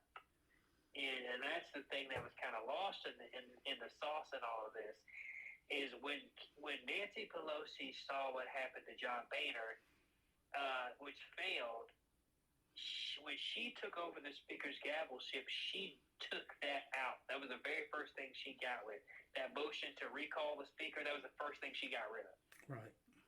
And so she sat down with Kevin McCarthy in the back when he was having all this, the voterama stuff when he couldn't get elected. And she said, what do they want? And he said, well, the motion to recall a speaker. And she said, just give it to him. And she was basically trying to show that the Republican caucus was going to be in disarray, and they were going to be in disagreement. And what she was trying to show was these people can't govern. Mm-hmm. They can't even get along with each other. Well, there's a good case to make. I like Mike Johnson a lot. I think he'll be a good speaker, and I'm praying for him, and I think all Americans and Christians should. With that being said, I didn't like ousting McCarthy because I thought McCarthy was doing everything he could with the situation he had. He has a very small majority in the House. He has a Democratic Senate and a Democratic president. And the way our system of government works, when it comes up to that, there has to be compromises made. Matt Gaetz made the claim he didn't like the compromises being made. I personally think that Matt Gaetz just had it out for Kevin McCarthy, and he wanted a more conservative speaker. And listen, when it came to Jim Jordan, and when Matt Gaetz and the people that voted to oust Kevin McCarthy, Jim Jordan and Steve Scalise both got the nomination, but they would not vote for them on the House floor. A lot of the more moderates that were afraid of losing the districts and the seat. I think they're just as guilty as Matt Gaetz and the people that ousted the speaker. And a lot of people didn't complain about them. But this is the way I think, okay? Unless something just awful happens, and a lot of people will disagree with me. If I'm in the Republican caucus, and if I became congressman, I would caucus with the Republicans. I might disagree with them here or there. I might not always vote with them. I'm probably going to vote with them the majority of the time. But when it comes to a thing like speaker, and I do this in general politics too, I'm going to politic hard as I can for the person, the nominee I think's best for the job. But if that person loses, then my vote is going to go to the nominee because I'm a Republican and I support the Republican Party, and I think he's going to be best. Maybe I'm wrong in that. Maybe you disagree with me on that, but that's my line of thinking.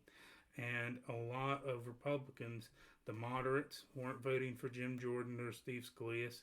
And then you had the 8 Republicans that voted with the Democrats to oust Speaker McCarthy. Yeah, and that was something that I thought, now if I was a Republican, which I am not, I'm a man without an island because, look. You need to just hop on the island, man. You need to just come over to our island.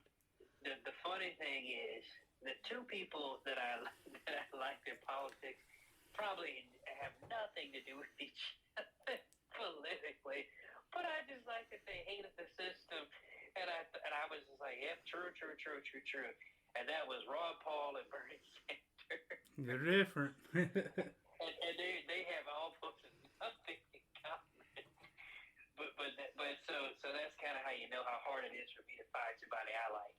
I'm like the guy with a cigarette, like they all suck.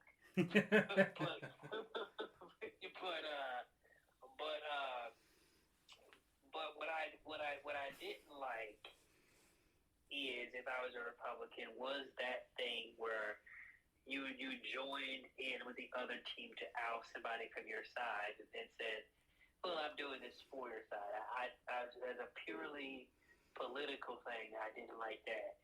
Also, there was talk, in the local DC, whispering stuff, that the real reason that Matt Gaetz was upset with Kevin McCarthy is because Kevin McCarthy did not kill the ethics investigation into Matt Gaetz. And the ethics investigation is still ongoing. And so he was not happy about that.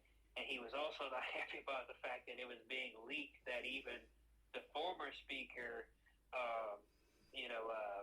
Paul Ryan, had to come and talk to him about his personal behavior on the floor, which was giving more, emo to like, Matt Gaetz is just a person that just does this type of stuff. And I did think it was in bad taste that, like, last week it seems like Matt Gaetz just outed one of his fellow Republicans from, being a closeted homosexual. And I thought, wow, he seems to just like not care about, the caucus. But I say that maybe this is just different. I always go back to that speech, and I know he fell out of favor with the Republicans and before he died. But when John McCain was mad at Mitch McConnell, and he went out there and gave that speech about compromise and said, we're not getting anything done. We are not getting anything done.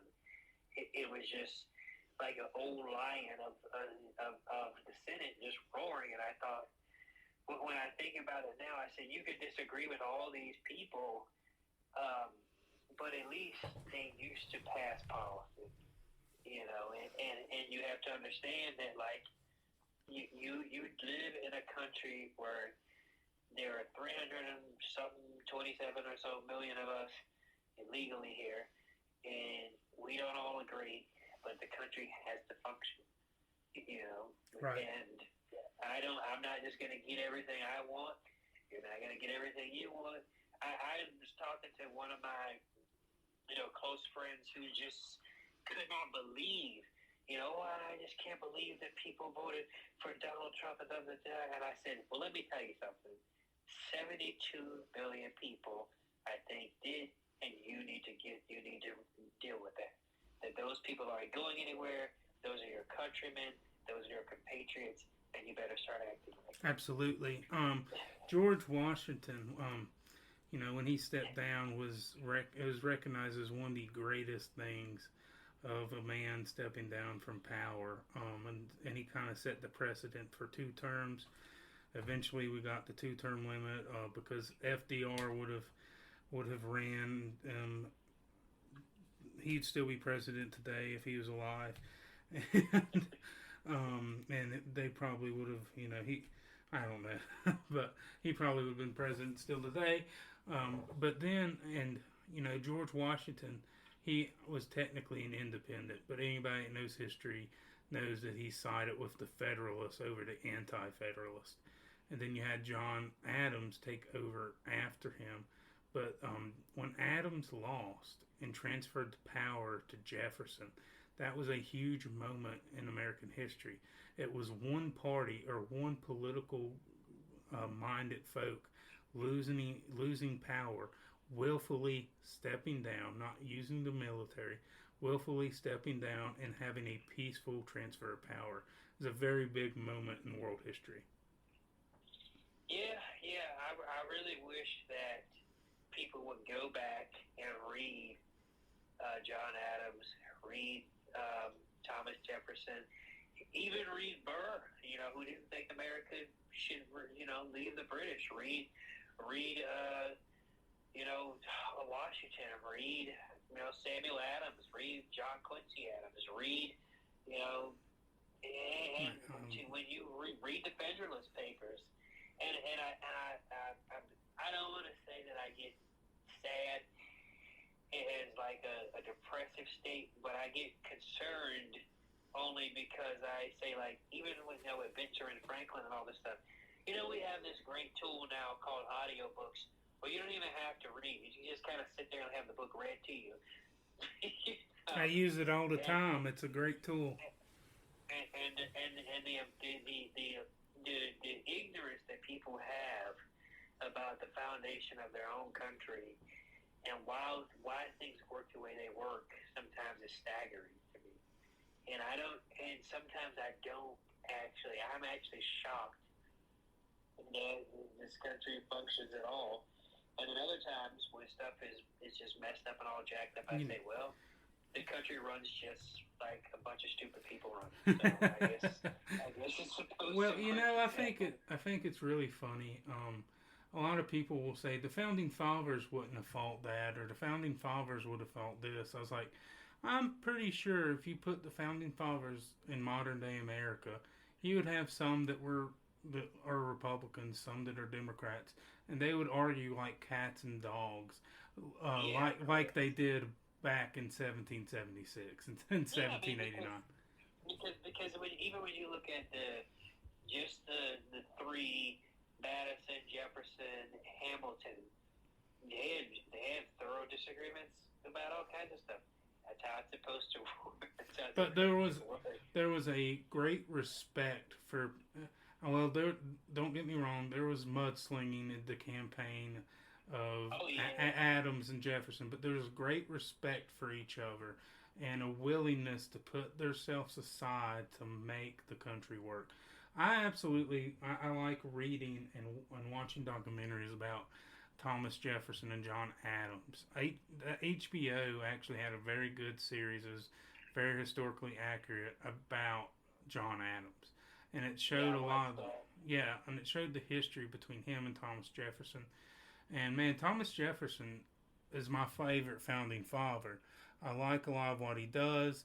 I think he's one of the greatest presidents in American history.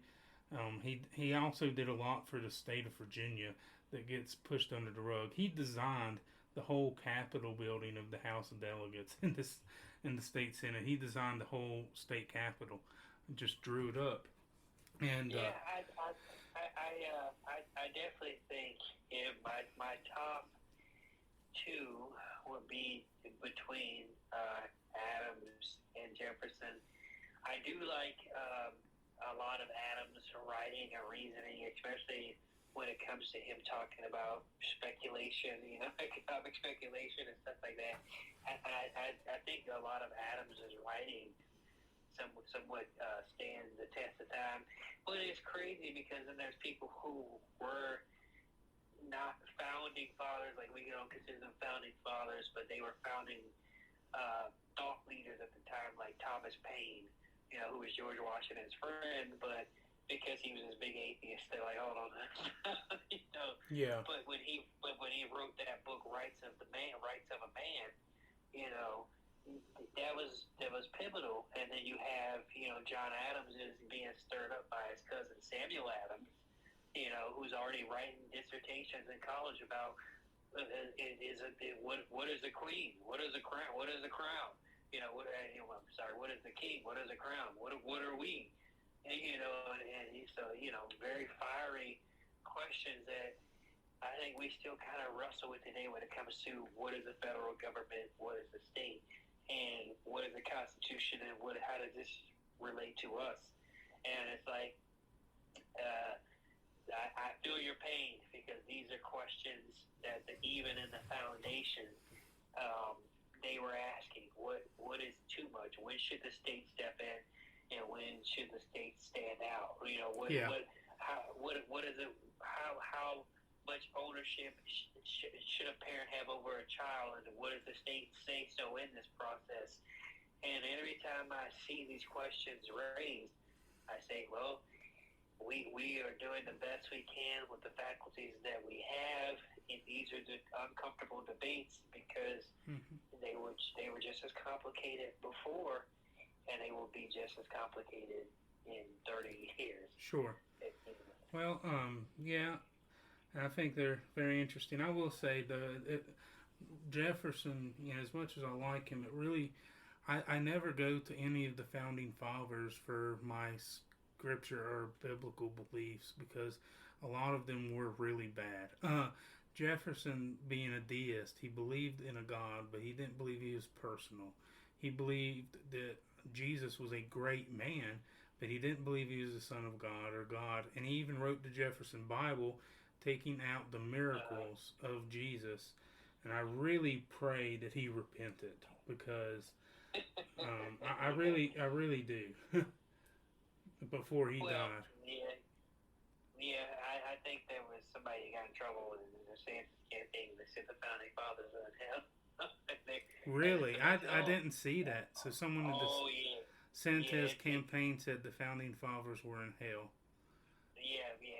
And then it was one of those like, you denounce it. Even if that's true, why would you say it? Right. Yeah. That's an awful thing to say politically. Listen. I'm gonna be honest with you. I think some of the founding fathers in heaven, and I think some of them are in hell. But I think that. But it's one.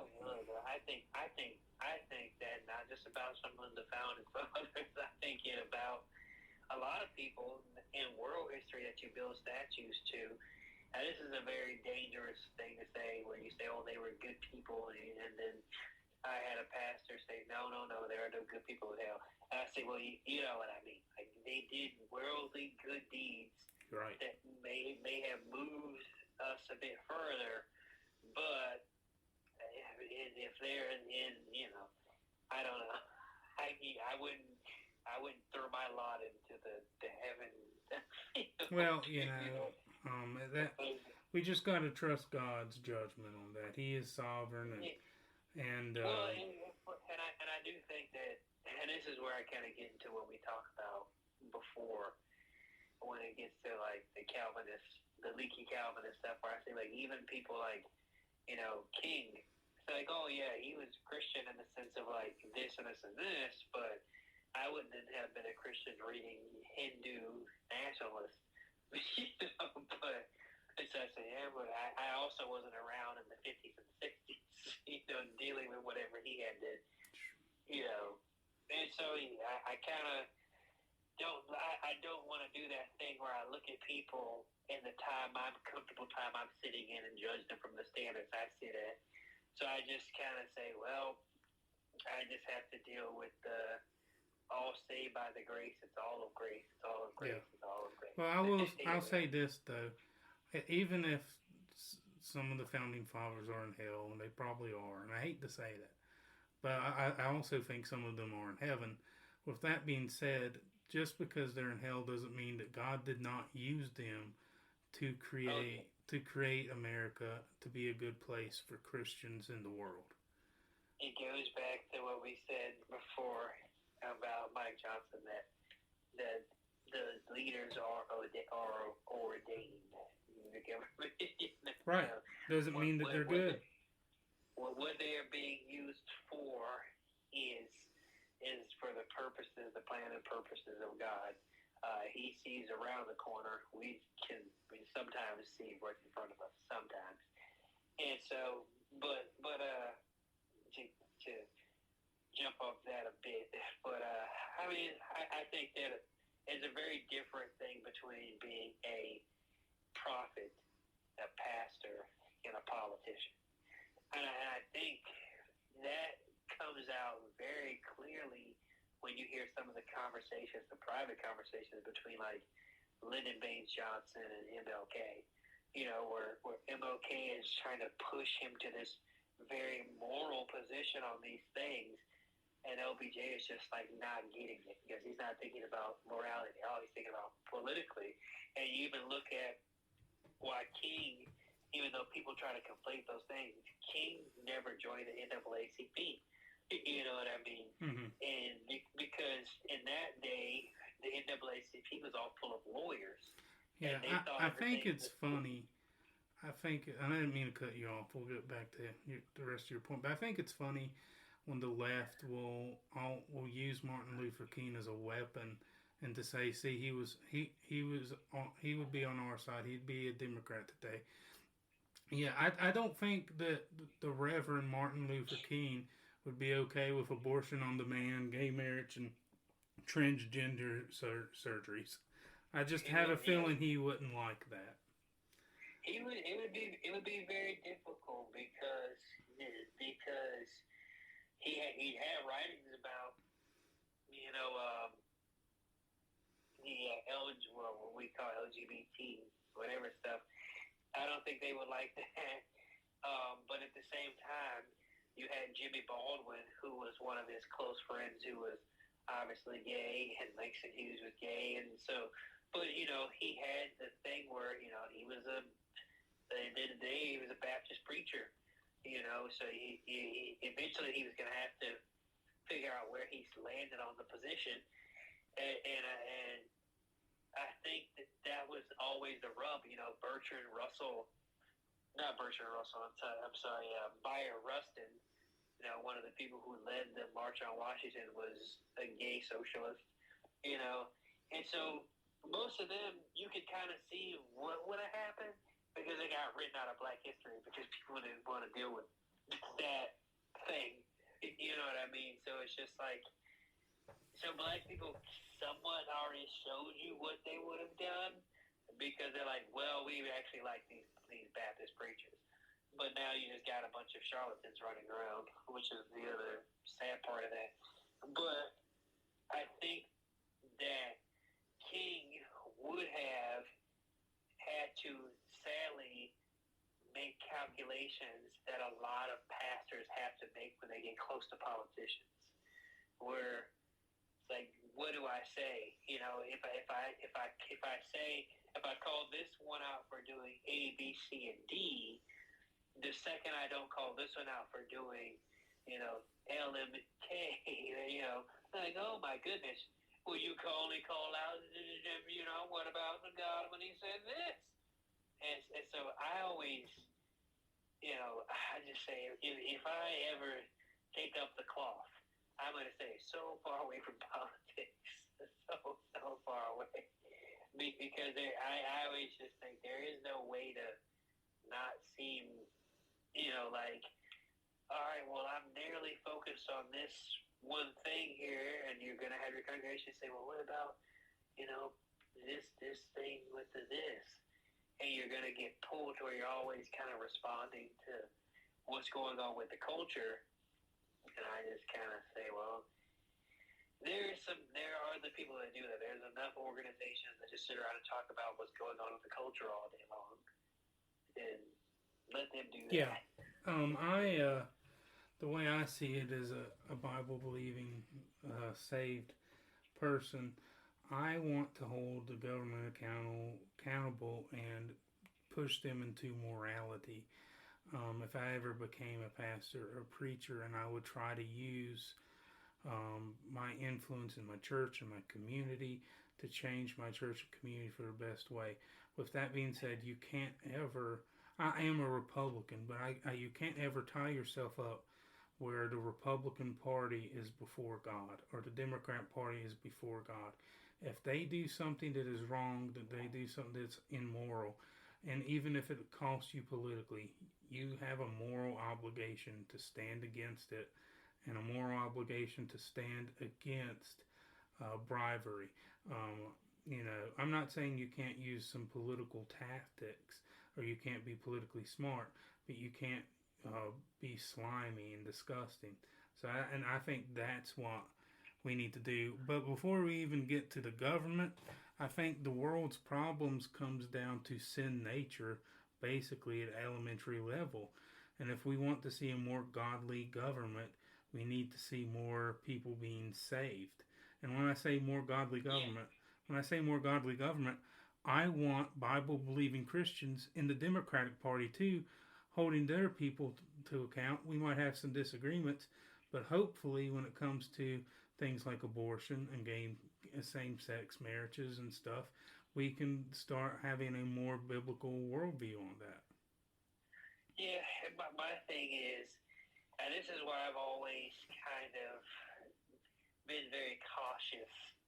Only when I say, like, politics is inherently compromising to where the gospel, in the way I see it, is inherently exclusive. I agree with that. And so it's just like, if I start to fuse my religion with the state, I've always been very afraid that the state's going to win that out. You know, well, I think that's the beautiful thing of the First Amendment, that we don't have a national church. That's separation of church and state. But we are still to use our faith to guide us in our policies. And no, but what I mean is, like, yeah, Nancy Pelosi will say she's a Christian, and Joe Biden will say he's a Christian, and, you know, Trump will say they're Christian. You know, there's not a lot of politicians that stand up there and say, yes, I'm an atheist, but you kind of know, like, yeah, you guys kind of act like atheists. And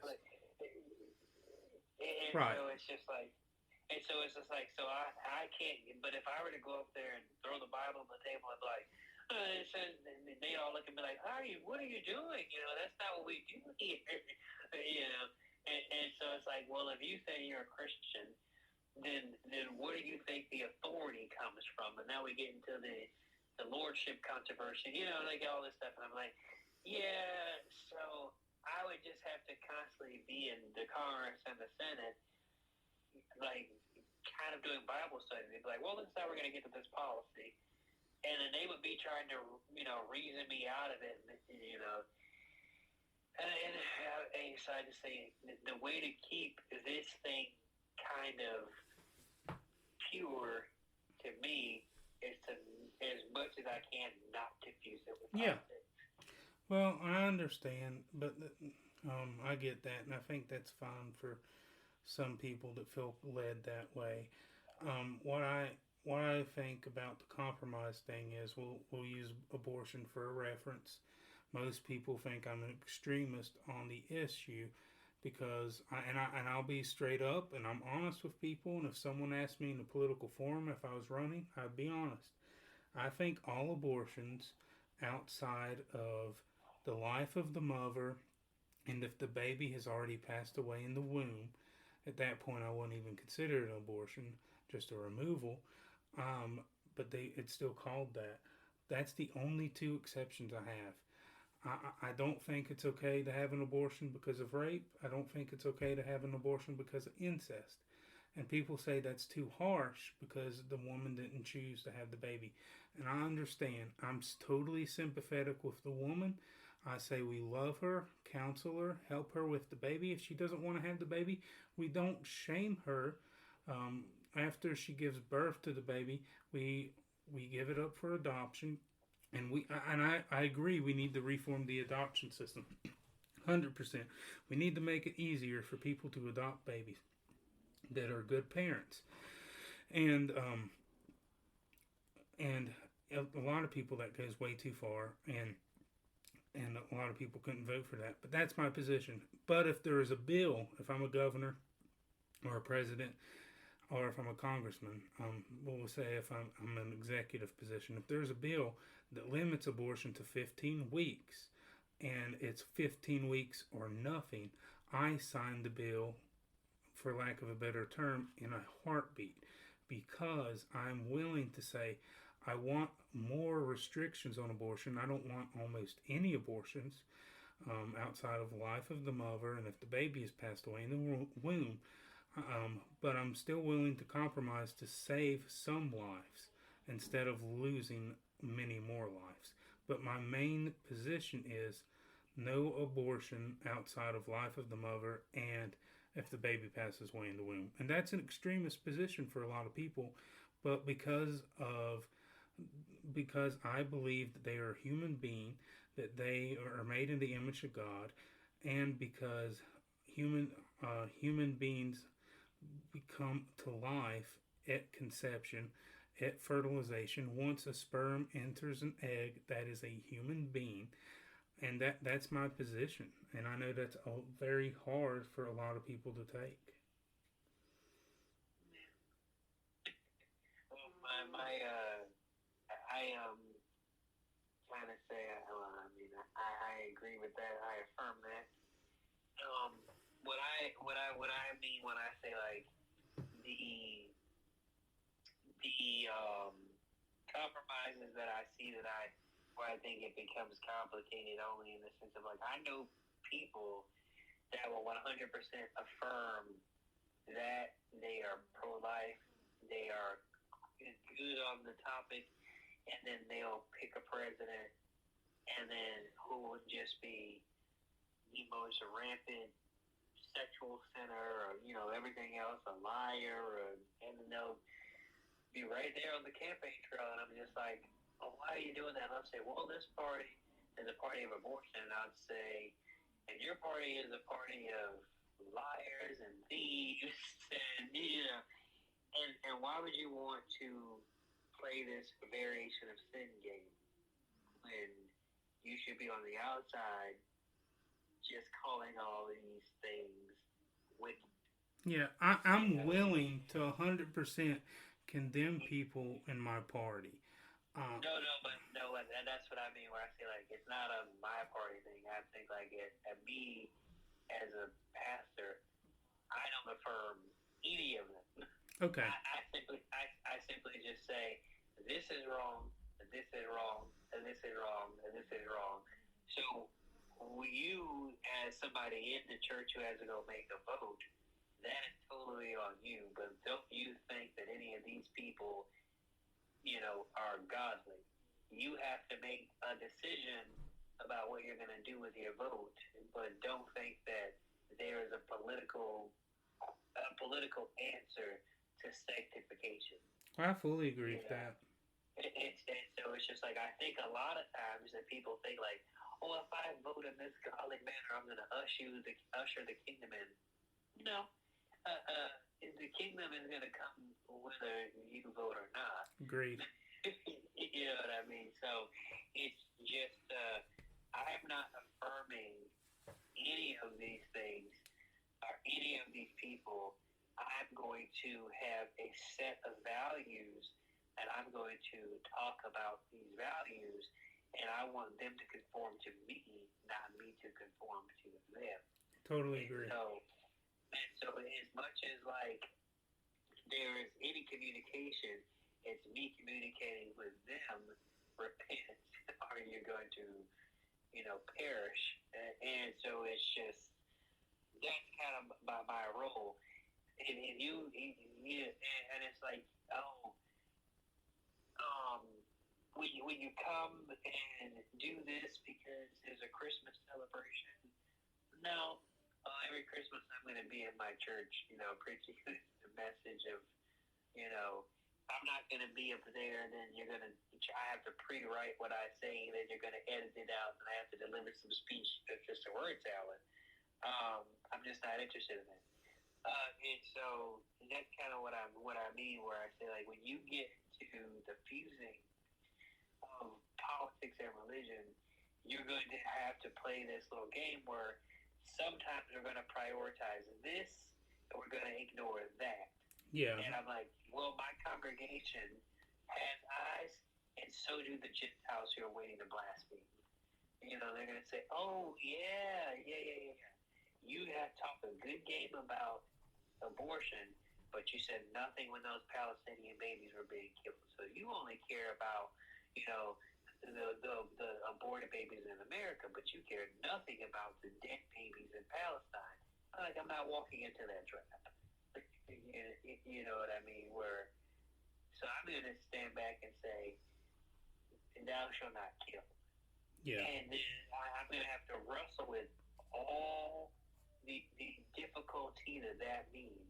And the fundamental thing that I wrestle with the most, besides abortion, which is kind of easy for me, is the death penalty. And I always say, like, well, I'm not particularly sure if, from a liberty standpoint, if I think the state has the right to kill its citizens. And so I've always wrestled with, should I allow the state, while I don't give any power to do all these other things, the ability to kill people? And I'm not am I giving a police officer the ability to kill somebody and they saw committing a crime that was about to kill somebody else, so they have the inherent right to defend the life of another person? So this is somebody that's already been caught, they're incarcerated, been, found guilty, and I'm like, all right, we're going to kill you in 10 years.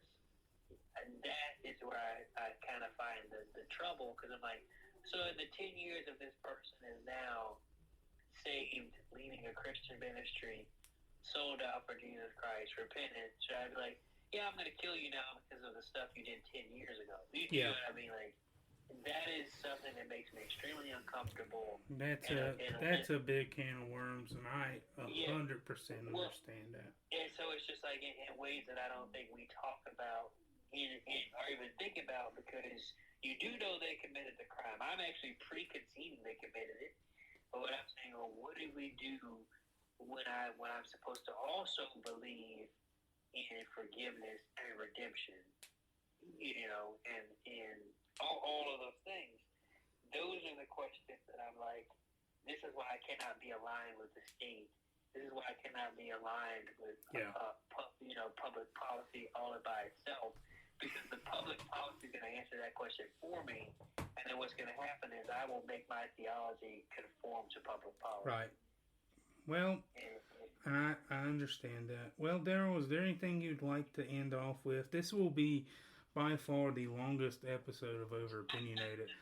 We are at 2 hours and 11 minutes, and but I hope that doesn't upset people. I hope they just take it in segments, because I don't want to cut this interview in two. But I'm just going to roll with it. If they want to listen, they can. If they want to listen to a little bit, they can. So what I would just end with is when you see these very tense situations like Israel Palestine, when you see these tense situations like mass shootings and everything like that, I want the listeners to remember that these people are God's children and they're humans, and you don't always have to have a hot take. Sometimes you just need to sit, reflect, pray, and ask God to open people's eyes and hearts, and sometimes just say, therefore, grace of the God go on. yeah, I think that's the best thing I can do. yeah, I generally agree with that. Well, Darrell, thank you for coming on today, and I really appreciate it. And I will definitely have you on again. I hope you have a great day, and go follow Darrell McCain and listen to his show. Thank you very much. Alrighty, everyone. Thank you so much.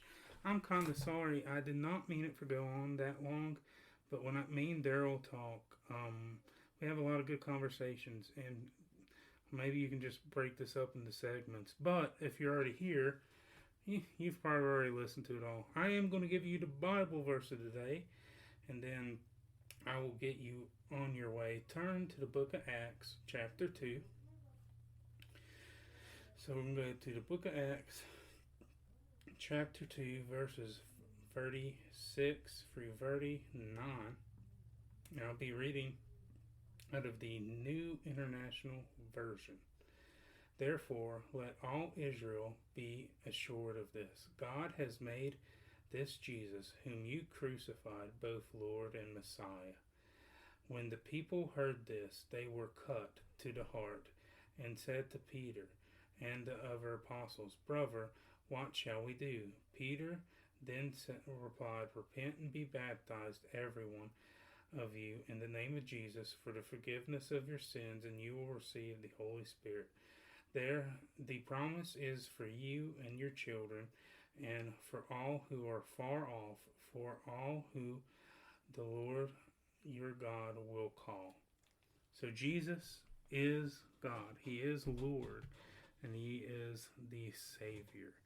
So please submit to Him and ask Him to save your soul. Thank you very much for listening to this podcast. God bless you. The next episode will be shorter and hopefully coming out Wednesday or Thursday about the new Speaker of the House, Mike Johnson. God bless you. Jesus is Lord and King.